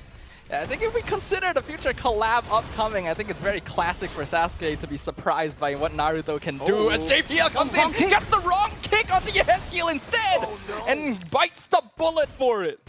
The way of the dragon. He got the Jikundo over to Aaron Shiki, but Yehezkiel was lower HP, so the auto target went to Yehezkiel. It happens to the best of us, man. You know, it happens to all of us. And here in the mid lane, it does seem like they will still be able to dish out. Wait, there's a bot lane. Bot lane, Lucas just going and hammering down the turret. Novaria sent down, Aran very low, Ken chasing. Yep, Ken wants that kill. The Hilux is so low, but not able to finish him off. Revitalize tops him up in time. And now Ken being sniped from afar. Fabian from the back line, who's surfing them once again. Aerochicky! Oh, I thought he would survive, but he was finished off by the Blazing Duet as Fabian jumps in, gets 1. Bongski gonna be traded. Double kill for the Suyo. Lucas is still in the base. Hades gonna be compromised. Bad position. Now, an Astral Echo. Yep, they're gonna chase him down, but look at the regen. He's gonna push back Aran and spit in his face as the diversion brings in JPL and Curtisi. Fabian, does he want to go for more? Looks like the answer is no. All right. Both teams stabilized, but it's great for Flash SG. Liquid ID's lead in a flash has disappeared. Flash SG have brawled themselves into a win against the Brawl Server Kings. Team Liquid, they're a strong opponent, but they still make some of these classic mistakes. They love their brawling a bit too much. And it's good to have confidence in your micro abilities, but they can cost you heavily. All the lead that they gained until now evaporated in an instant. The massive gold advantage that Aaron had in the beginning now is a measly 700 as Bongski is keeping up on this Claude. The problem has yet to come. Now the Wind of Nature is coming in. Stun force throws JPL back, flickers away. Glorious Pathway comes out. He's trapped. Aaron snipes him down. Flicker from Curtisi will make sure JPL is the only victim. Just as you think Flash SG have taken back control of the game, they get picked off, a diversion into the back, but now it's That's a risky one! They dive straight into Team Liquid. Winter Crown gonna keep Fabian alive. Bongski tries to jump forward. Blazing Duet wasted. Oh no. Fabian just runs away. Really just buying time as now Aaron has a free kill. Wind of Nature won't save you for long, my friend. Killing spree for Aaron. And even Aran picking up. Oh, they wiped them out in the mid lane. JPL spawns in right after that wipeout. TLID. You can see why Fabian went for the rush onto the Winter Crown. I believe that was his 4th item. So instead of going for damage, instead of going for like an immortality, he goes for the Winter Crown, knowing that Flash SG have been the ones to make these surprising plays. So pops into Winter Crown, baits out everybody, and gives TLID an angle of attack. Lasers connects, Ken melts in an instant, and Aaron with the mega kill snipes him in the backline. JPL, the only survivor. Never mind, he's gone instantly, and so are Flash Singapore's chances as Team Liquid Indonesia sweeps the floor with the Singaporean representatives. A tough pill to swallow for Flash. 2 games where they were able to hold back control, to gain back the control that they lost so early in the game. They've lost it again. Team fights have been good, but for some reason it just feels like the young Stallions have that dog in him, or should I say, they got that horse in him. Well, unfortunately for Team Flash, they did not manage to get a single point away from Team Liquid Indonesia as much as I really wanted them to be able to. The last game, the most previous game, is pretty nice, right? Being able to get the inhibitor turret in the bottom lane pretty early on. A huge thanks over to Hades, but they didn't really manage to use that towards their advantage. Yeah, I think Team Flash just depended a little bit too much on things that they felt were reliable without properly reacting to TLID. And going for pocket picks is perfectly fine, especially in a tight spot. You want to just go for comfort and try to beat them at your own game, but you're just kind of playing into them at this point. Picking the Claude when there's a Novaria and Granger, you know they outscale you, and Claude doesn't even match up in the laning phase. And then they pick the Hilda early as well. You don't want to reveal your EXP lane before the opponent does in this meta. Ken just basically had no pressure the whole game. I really wonder what stopped Flash SG from going for something like a Hayabusa, right? In game number 1, it was the ban, obviously, in the second phase, but in this game, instead of the Lucas, I thought maybe an angle of an attack would be the Hayabusa. Maybe that was the reason as to why they picked up the Hilda early, right? It's to stop the XP pressure, the Hilda pressure from an assassin. But they ended up still going for the Lucas, and then it put Bongski in a tough spot, because if not the Claude, then what? The Irithel. Irithel was banned out, and then obviously Harith was also banned out, so it leaves very small. The space for another hero to come up is just not really the best here. I don't think any other hero could have done what the Claude did. And the Claude was the best choice, I think. Irithel coming in on the second phase of the ban was definitely quite a painful one. Yep. We would all be thinking, yeah, Lucas being in first phase pick is kind of surprising. Irithel would have been great. In the previous game, the Irithel did not too bad as well. Maybe a little bit of a hiccups here and there because of positionings. But other than that, the Irithel just did what she gotta have to do. Yeah, and I also feel like, mentally speaking, Flash started getting a little bit tilted towards the end. A little bit kind of gassed out, right? Especially with that final diversion play into the Lord Pit, when you're already outnumbered. They were just hoping to burst down Fabian as fast as possible. But they grouped themselves up. They already took so much damage from his Soul Server himself, and then the Winter Crown comes out, and then they're just doomed at that point, right? That's why you see Fabian being the MVP once again. Suyo does so much for you in the hands of a skilled player. I think the thing that really stands out, or rather a little bit more jarring on this end, is the aggressiveness coming from Bonxi as the goal laner. I think we're just so used to seeing how Vanek plays, looking for opportunities before he actually just goes in. But for both the heroes that the Bonxi played, both of them have got pretty decent amount of mobility. He took the stride forward, and is always the one that went in first, or last to get out. I guess you could say the inexperience was definitely visible as well from Bongski and for Ken, right? It definitely looked like in game number 1, game number 2, in the early game they were doing good when it was still a template game. But once it became, a game of adaptation, a game of just changing positions and changing your playstyle, Bongski and Ken did fall flat. Bongski, a lot of big moments, and then in the final moment, a blazing duet committed down that left him in a very bad position. But I would say, I think it's still good that we see these rookies perform at this level. They were able to make it close up against the M6 Grand Finalists and Team Liquid ID. So good potential for Ken and Bongski. Yeah, I actually don't blame Ken and Bongski very much. It's very tough to come in the challenge finals of SPS when you haven't had a chance to really play much with your lineup yet. I think they did respectively, but have a lot of work to do. The players I actually want to call out are the veterans. I feel like Hades was too caught up in this Lucas pick. I don't know if it worked really well for them in scrims or something, but there's a reason you don't see it very often. Cortese tried to do what he could, but I think JPL took the biggest hit. Cho is his signature, a hero he has played for years, and he landed like what? One good Way of Dragon the entire game. That's definitely a tough pill to swallow from this point on, right? The veterans, especially since we're kind of like healing out for them, being the, the roaming trio, we are really looking out for them. But we move on from that part. We talk about Fabian, the rookie, the one that came in as a Suyo with 3:2:6 when it comes down to KDM, a total of 852 GPM, with a total queue participation of 64%. This time, Fabian has got a way higher GPM and, of course, total amount of economy as compared to his jungle counterpart, the Hades. It's all about controlling the neutral objective in this game, right? I would say, yeah, it was actually a game still full of action, but less action compared to game number 1, especially in the early game. And what led to TLID's dominance in the early game were the turtle fights, were the neutral objective takes, and it was just sublime from Fabian. Great pathing in the jungle to get a gold lead very early up against that Lucas. You could see even in this position when Fabian ended up getting picked off, he was 3 levels ahead of Hades. Here, 2 levels ahead of Hades still. Actually, his position is so good as well because he got jumped on JPL. You think he would try to escape. Nope, jumps into the Lord, wants to get it before he dies. He failed to do so here, but instantly after this play, he adjusts, buys the Winter Crown straight away. He knows Hades is gonna jump him in the next fight, and he's already pre-equipped for it. You can see the awareness of Fabian in the team fights as well. It's just really, really good. Always able to find the flanks in game number 1, obviously finding the game-ending play as well. And here, having the discipline to say, you know what?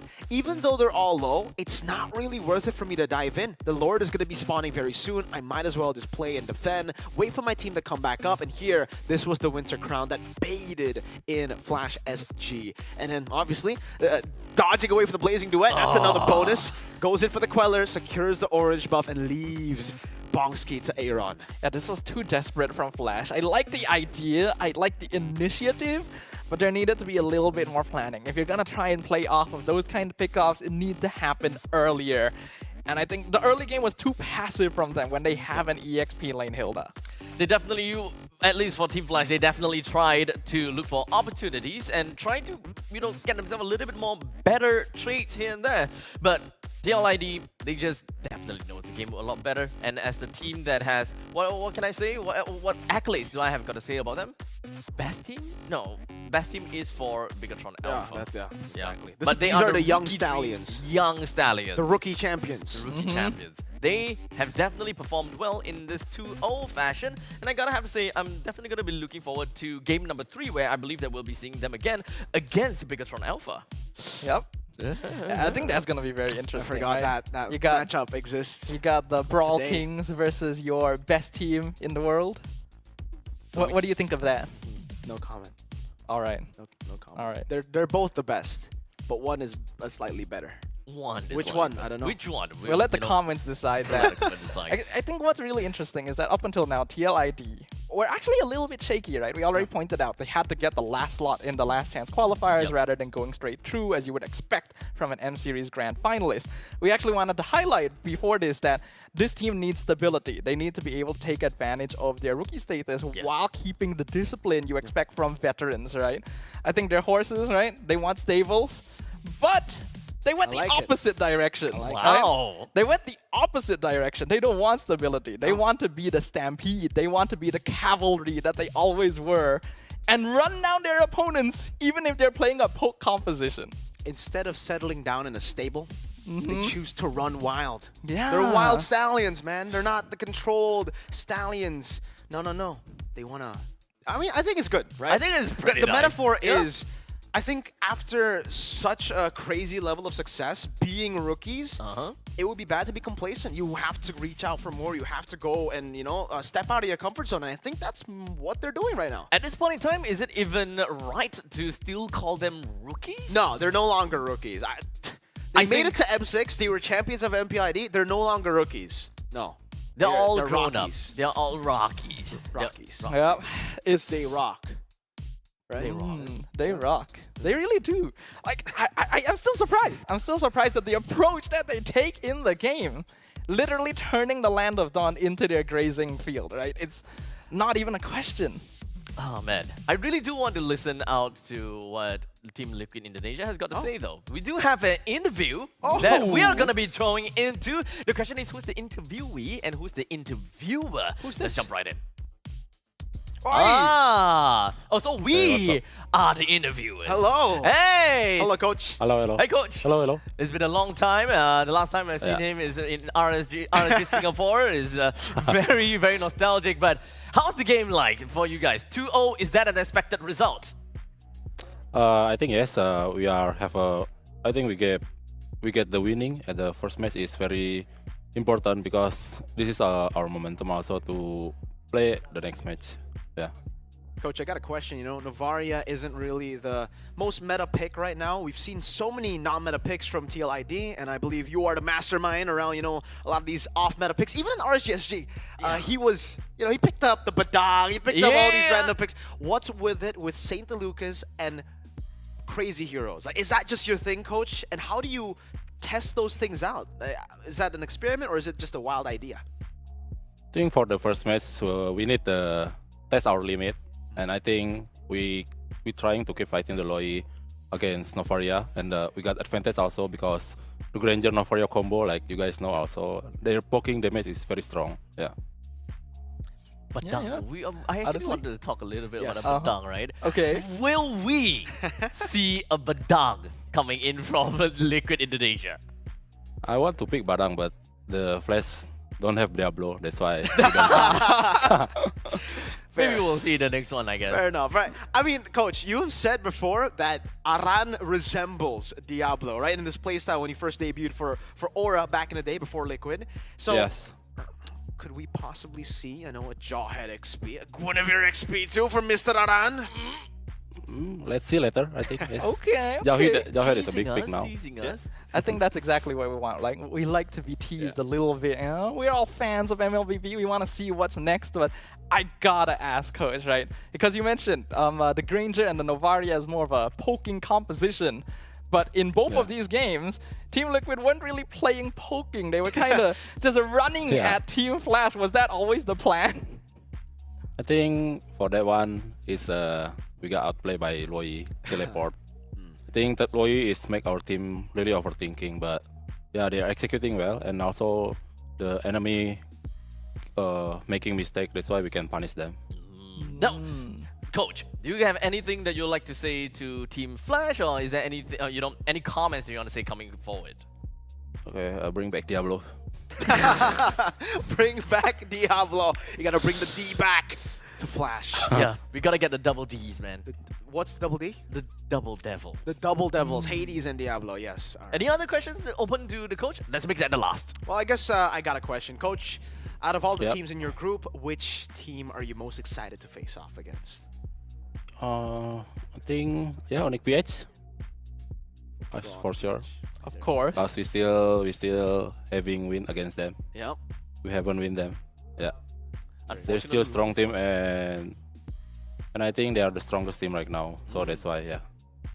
We won't be able to see them in day one at the very least. Yep. So hopefully we'll be able to see that. Thank you so much to Coach Cindy Lucas. We'll see you hopefully very soon. Thank you so much, and good luck for the rest of the games coming up for you. Thank you. Now, when it comes down to the panel, guys, we are going to be rotating the casters very soon. In fact, we'll probably be bringing Renmar over to the set, right? I believe so. We're going to be transforming into Renmar? How does that work? Well, it's you know, for example, right, when Lucas gets enough energy, he turns into a beast. Yeah. So you're saying that Renmar is the beast? So you're the human, and he's the beast. You'll have to ask him that. It's a different personality, you know. It's a Dr. Jekyll, Mr. Hyde situation. Okay, we'll have quite something to work with. But of course, the next game that's upcoming is gonna be EVOS Holy versus RRQ Hoshi. That's the game that we're gonna have to look out for. But since we'll have Mr. Sadafa kind of changing into Renmar, let's hear it from you, right? Between these two players, or rather these two teams, what's the prediction like? Ooh, refresh me again. Who were the teams? It is EVOS Holy versus RRQ Hoshi. Both are Indonesian. That's a tough one. I like RQ. I already mentioned earlier. I do like the way they play the game. I'm a big fan of Sutsujin, especially. But I love the underdog. And EVOS Holy has made such an incredible run so far. Like, I think they're the only team to make it from the qualifiers. From open? Open qualifiers? I think so. Wow. So I was like, oh, how do I predict? Well, we'll come up and of course predict a little bit more when we bring Nerma in as well. So maybe we'll just kind of like join you in for now for a bit. We'll get back to that, okay? You can have some time to talk to think about it. Because for now, we do have a QR code that's just right over there. You guys can scan the QR code right here. Yes, scan it. That is gonna be the ticketing for the Snapdragon Mobile Master. You can head on to www.esl.gg/SPSmaster S25 tickets because it all starts from 10,000 Indonesian rupees? Rupiah. Oh my lord. So how much is that in USD? That's not even one. Huh? 1 USD is 16,000 IDR. That's not even $1. That is... Oh, wow. It's like 75 cents. It's open to everyone then, in that case? Open to everybody. Go ahead, guys. SPS Masters will be, the Mobile Masters will be in Jakarta, I believe in April. So, hey, I'm excited. I'm excited to see these guys later on as well in Jakarta. I hope that we'll be able to see you then. I hope so. I hope so. I hope I see you, Abstract. I hope I see you, Stafa. Yeah. Well, Me too. We'll see each other in the next part of the series. Well, at least the transformed Not Sadafa. Yeah, the transformed it's Sadafa. It's technically me. Rendafa. Rendafa. We'll come up with a new name for the Sadafa X Renmar kind of abomination thing going on. But we're gonna go for a short break with, of course, EVOS Holy versus RRQ Hoshi. Don't go anywhere too far. We'll be right back with you.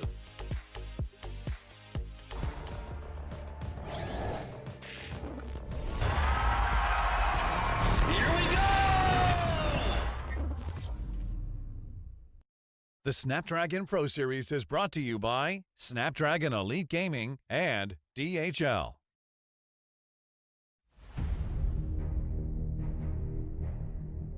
The journey to greatness starts here. From the 11th to 13th of April, the race reaches its peak at the Tennis Indoor Senayan.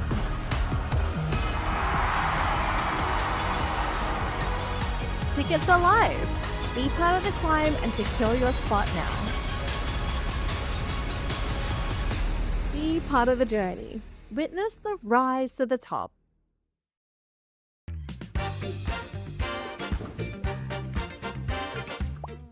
Yeah, I just cut my new hair. What do you guys think? Is it good or bad? Nggak setuju sih kalau yang itu no King of No Era. Berarti dia kayak ini ya, nyepelein gitu. My thank you to the fans that are very entertained by my gameplay or by my personality. I will try harder to make you all happy. Pembohongan publik biar scene Mobile Legends rame aja mungkin. Nah, alhamdulillah itu bisa dibilang ya ucap syukur kita lah. Enggak dong, kan aku masih di BG dan masih main di turnamen SPS ini. Kita yakin kita bisa lolos playoff di season depan. Yeah, so King Kong, see you when we face against each other, and let's give our best. Ditunggu aja nanti siapa yang bakal main di turnamen ini dan di MPL. Thank you. I hope that so. Ya, terima kasih. Semoga kita bisa memberikan yang terbaik di turnamen perdana kita di 2025 ini.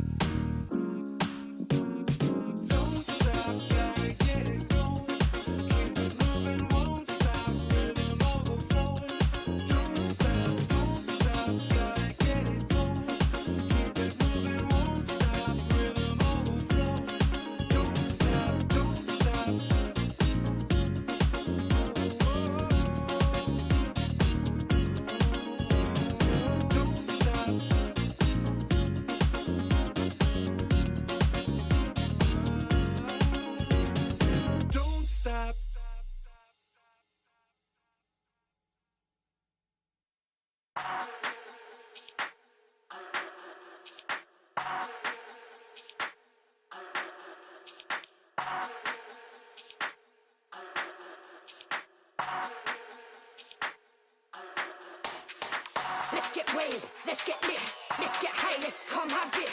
Let's get burst, let's get mashed, let's buy a bottle and splash that cash. Guess what? It's time for action. You're feeling fine, main attraction. Pure vibes, not satisfaction. Feel the baseline, chemical reaction.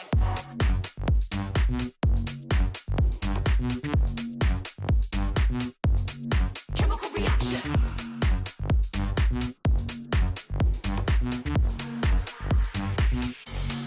Chemical reaction.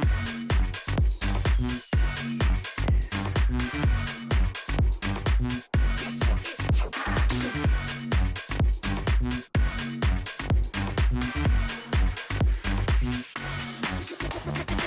Come, let's have it. Bad boy rhythm. Come, let's have it. Bad girl style. Okay, all eyes on you. Come, let's have it. It's time to get wild. Come, let's have it. Bad boy rhythm. Come, let's have it. Bad girl style. Okay, all eyes on you. Come, let's have it. It's time to get wild.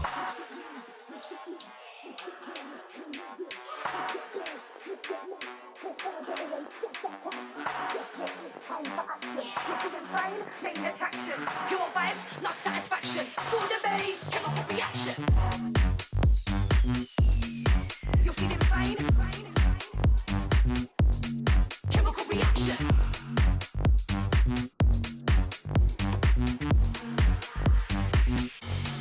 Chemical reaction.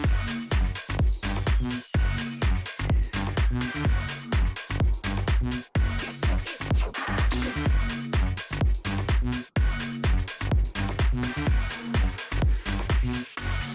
Chemical reaction.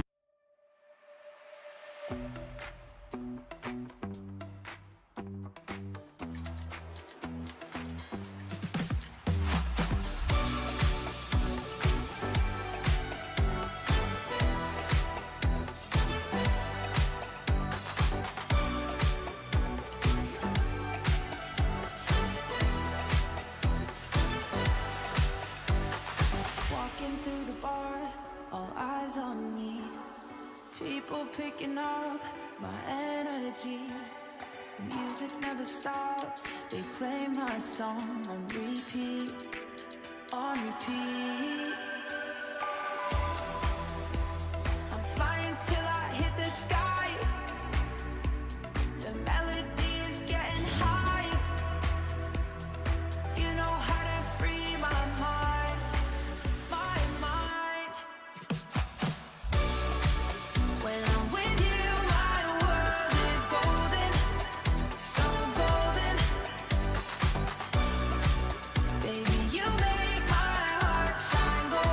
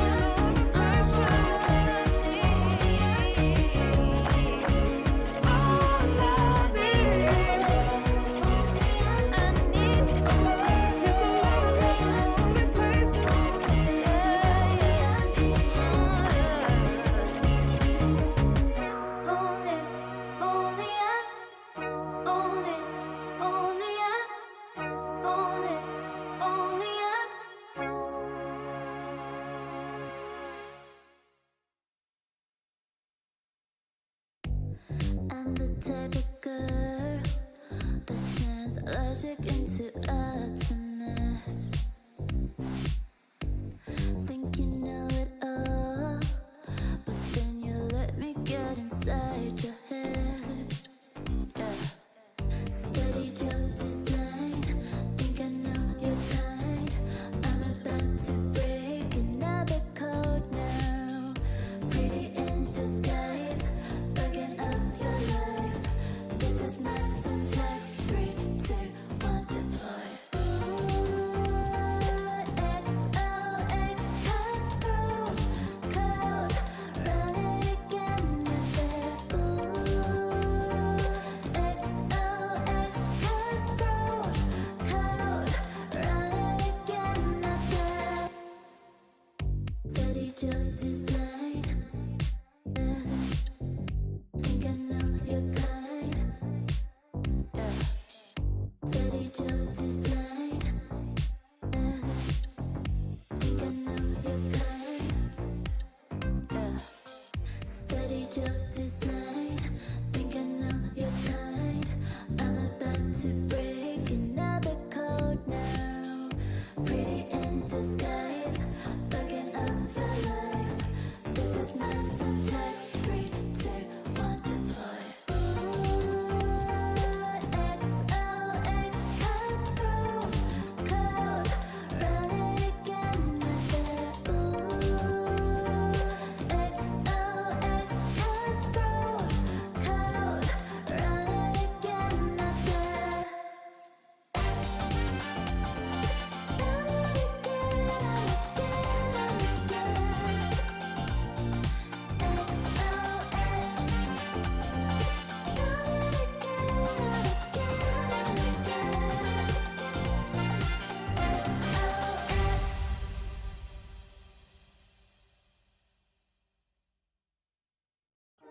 You waited all night for me to come back. Why'd you think that it's not alright? Told you that I'm not that type. Didn't mean to get you so excited. Tried to tell you not to fall in love. Why you always hit me uninvited? Was hoping you would get the picture. I've had enough. Now it's time for me to turn around. Thought you knew what this was. Yeah, I am superstar. You were never the one for me. Never should have fell for me. Take back your heart. Why don't you take it back? You never had a chance. I'm gonna take back the one heart. Call it a savage love, just till I had enough of us. I'm good, babe. I'm on my own. This ain't a phase. Just let me go. Told you that I'm not that type. Don't bother wasting breath. Begging for one more chance. Yeah, know you got carried away. Ooh, you made me to say you've been messing with greatness. Space to stay in your place. I was looking to play, then you got in the way. All the love that we made got me stuck on your brain. Got no time to stay here and say goodbye.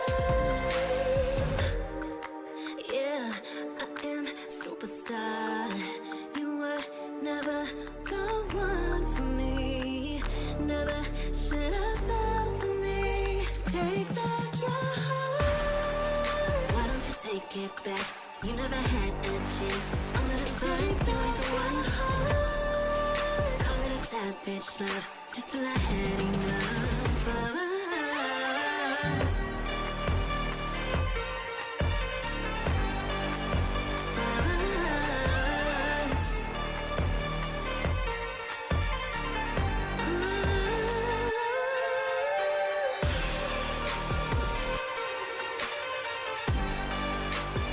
Take back your heart.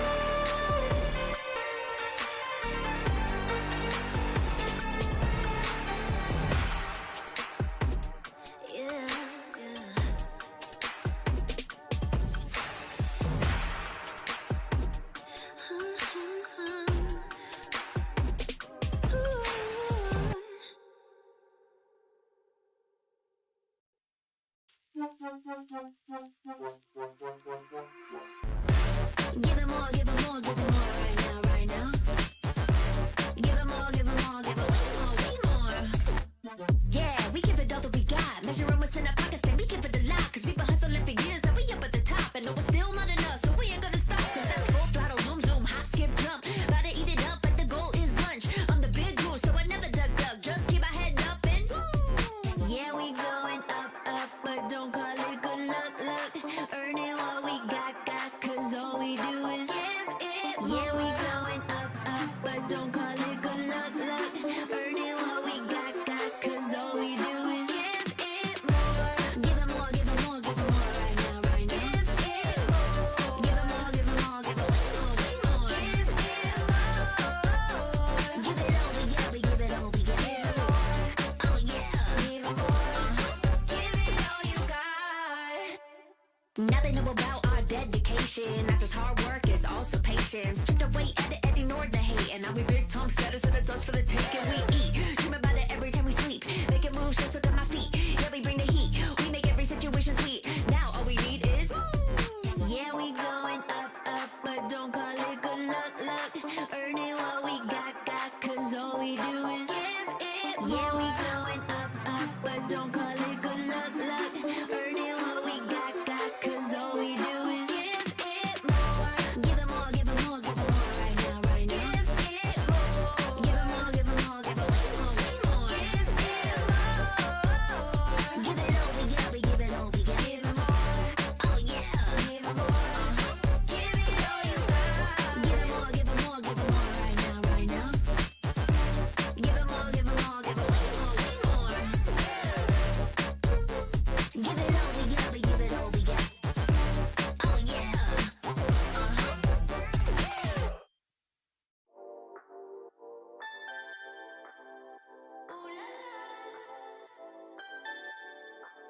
Let's go. Put it in motion. Baby, we're going faster, faster, faster, faster. Seizing the moment. Baby, keep going faster, faster, faster, faster. Speed up, make that thing rough. Foot on the gas and you got nothing left. Let's drive to the top of the mountain and see the view. Let's vibe, looking back on the journey, just me and you. Ain't nobody wanna go slow. Yeah, I was chilling in the past, I was solo. Now that I got you in my life, I'm like, go, go.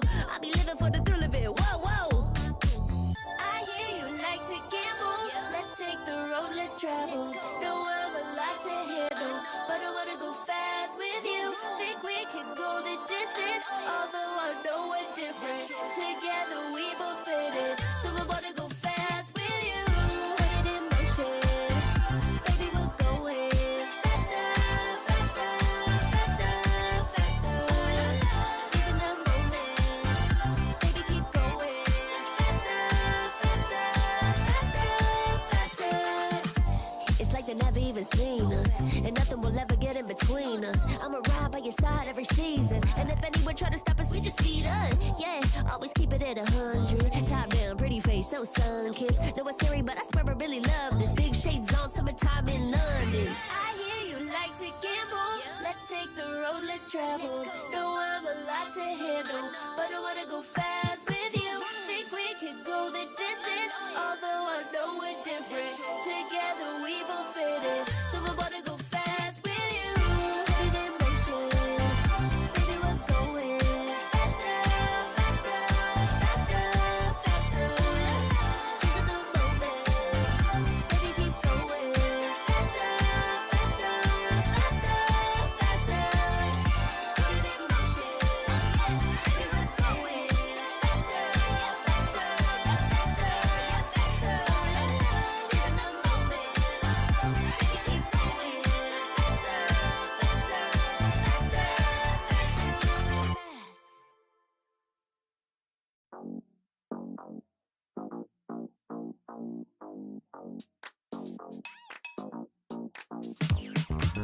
QT dressed up and I'm glistening. I'm the gift, don't wrap me like it's Christmas. Want some yours, you'll know what you've been missing. Feeling like we should get into mischief. Listen, you've been looking like you're down on your luck. Need a girl like me to come through, lift you up. Hold me in your hand, I like when you touch me. Keep me around or you might get lucky.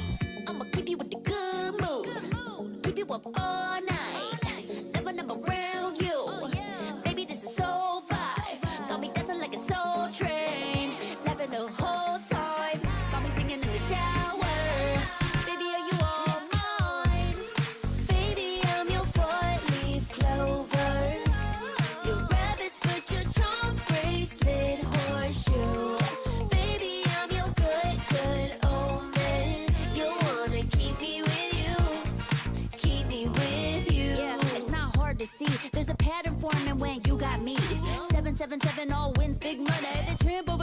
never see me coming. I was in your back pocket the whole time. A quiet power, a silent gold mine, a big old confidence boost. You never delude. Just know that you'll be winning, cause I'm with you in the building. I'ma keep you with the good mood. Keep you up all night. Never, never around you. Baby, this is so vibe. Got me dancing like a soul train. Laughing the whole time. Got me singing in the shower. Baby, are you all mine? Baby, I'm your four-leaf clover.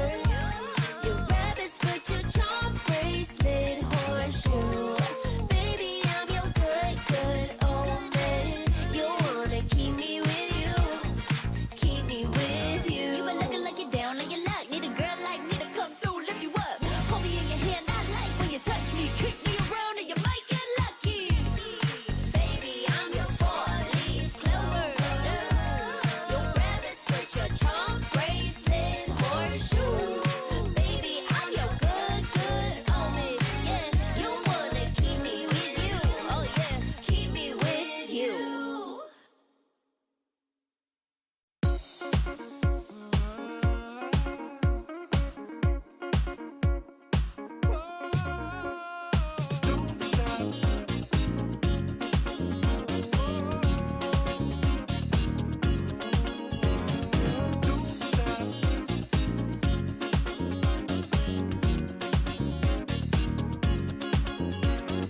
Don't stop, gotta get it going. Keep it moving, won't stop. Rhythm overflowing. Don't stop, gotta get it going. Keep it moving, won't stop. Rhythm overflowing. Don't stop, don't stop. Don't stop.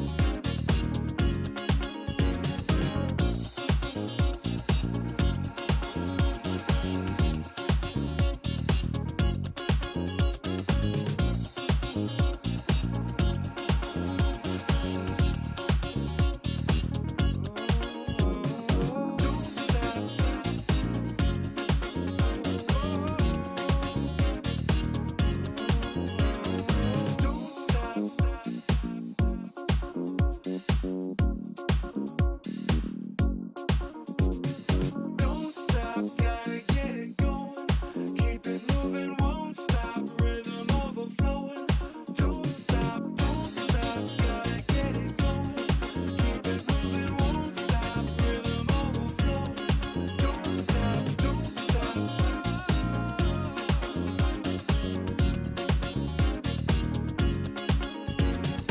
Don't stop.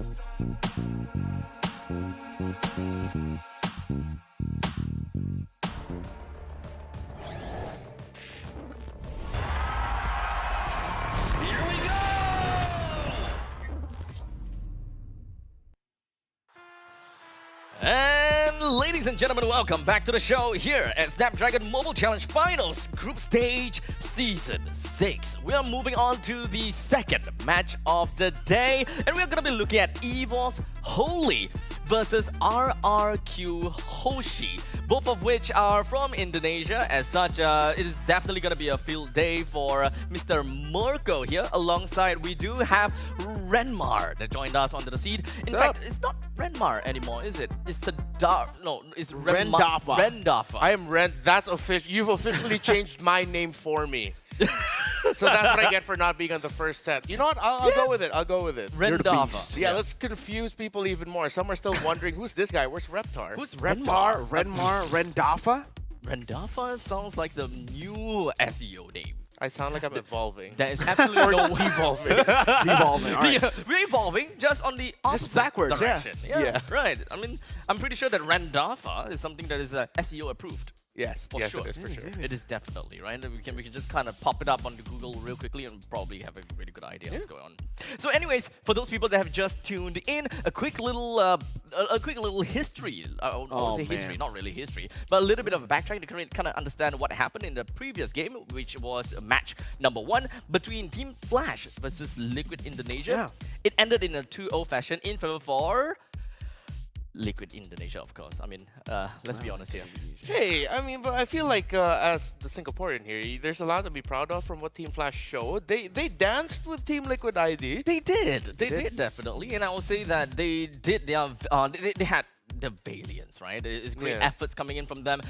Game number 1 ended really sour, considering the fact that it was a backdoor attempt. Game number 2, though, it was a little bit more of a disconnection between the team, and we're starting to see most of these players starting to seem like they're gassing out and unable to just end the game by then.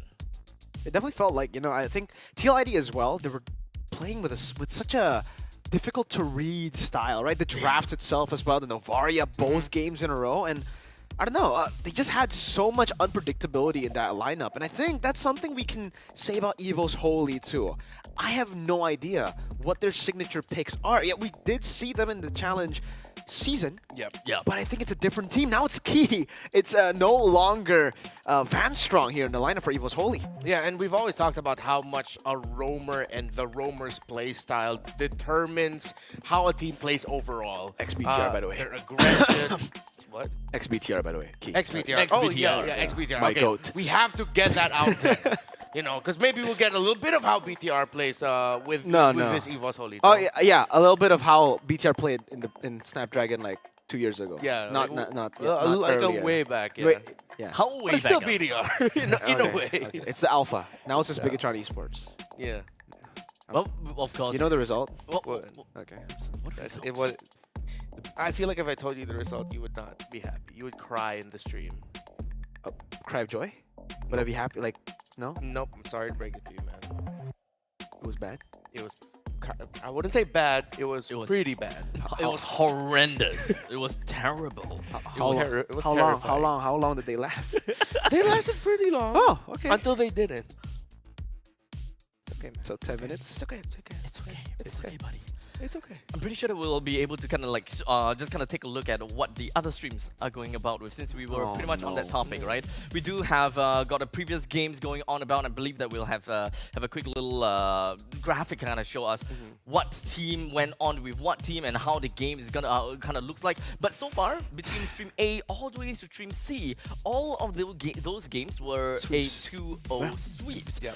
And stream C, I believe that stream C was See You Soon versus SRG. SRG got themselves a 2-0 fashion as well. Yeah, I think out of all the broadcasted games that we've seen so far in that first round, it was that game between See You Soon and SRG that really stood out as a team that you know what they're capable of, and they know what they're capable of against a team that are still trying to discover their footing.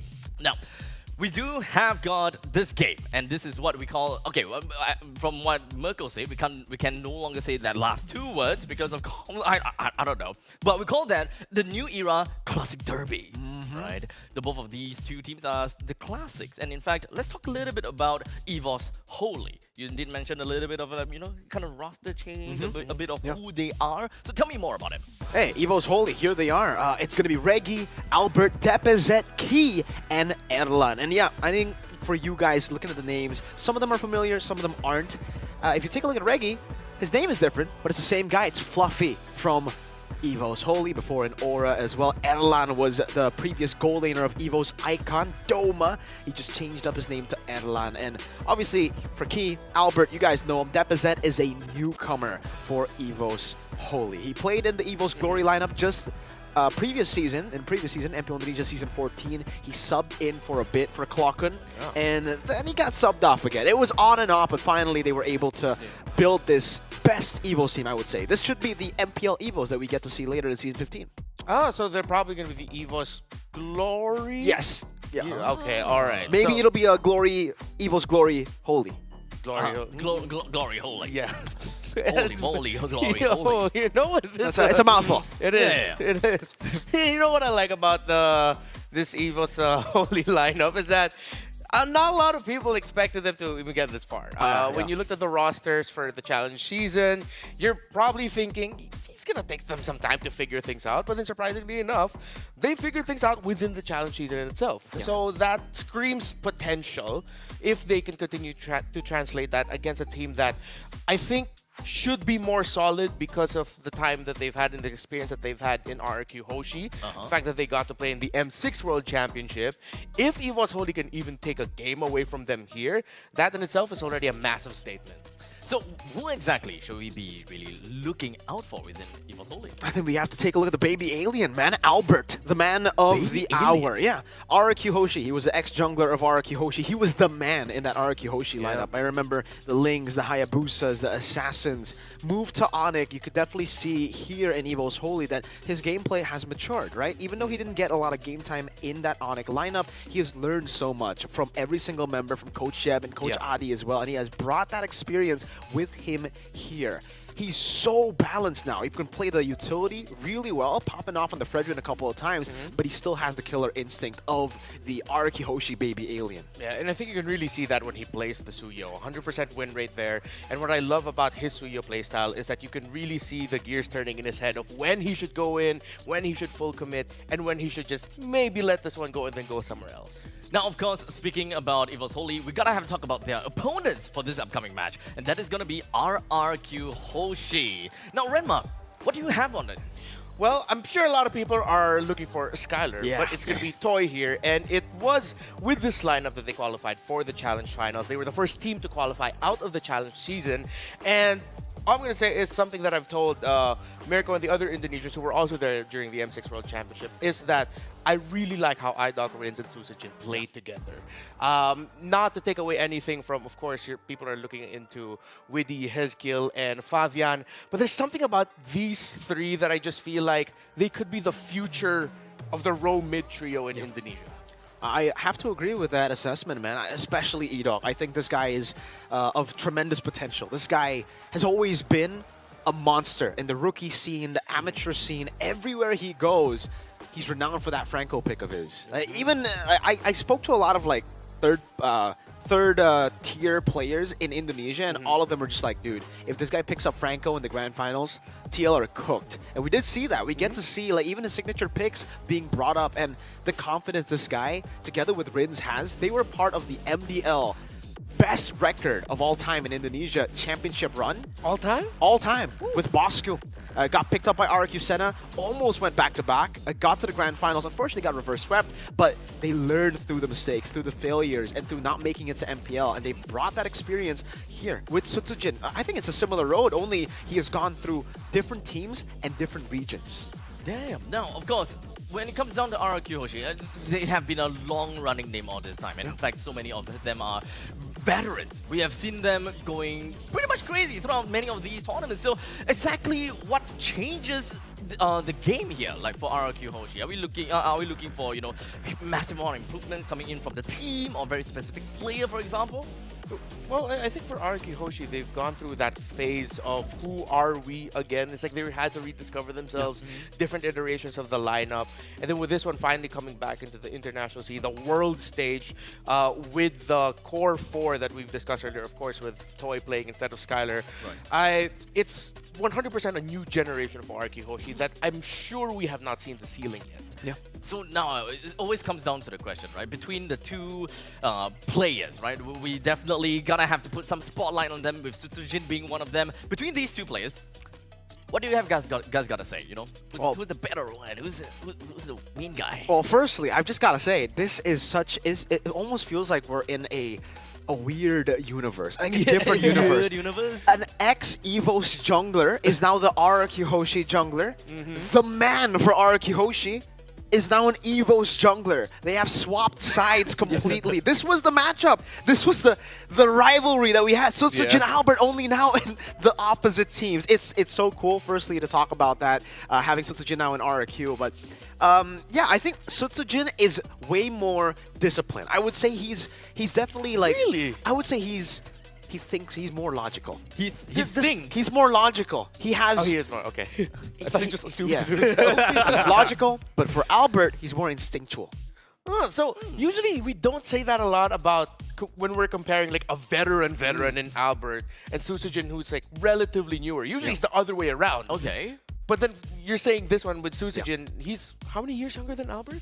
Oh, I'm not too sure about the age there. I think there's a considerable gap. I think it's like 1 or 2 years only. Oh, just 1 or 2 years? years? Really? Albert is a young guy. Like, he started off, he made his debut for RQ Hoshi at 16. He was 16 when he made his debut. Right. He was young dude. very young. I do want to talk about, you know, the other side of the coin, though, for EVO's Holy. We have Albert, but for me, the main star, especially in the challenge season, has been Erlan. And man, I've been hyping this guy up since like 2-3 years ago. I remember preaching about this guy to Renmar. We were casting, we were going Doma's domain. He's special. He's a special goal laner. He's always been. I mean, we're talking about GPM now, right? Since we're also looking at Erlan. With the highest GPM of 906, beating King Kong 885, and then Kelra at 866. Yeah. Damn, okay, so that's definitely one thing that we're gonna have to look out for. At least when it comes down to EVOS, this classic derby. I gotta have to find out how both of you weigh in between these two, right? It's definitely gonna be a little bit tougher for Merkel, considering both of them are Indonesian teams. But I'd like to hear from Renmar. What's your comment about these both? I think I remember. Oh no, we're gonna be talking about the prediction.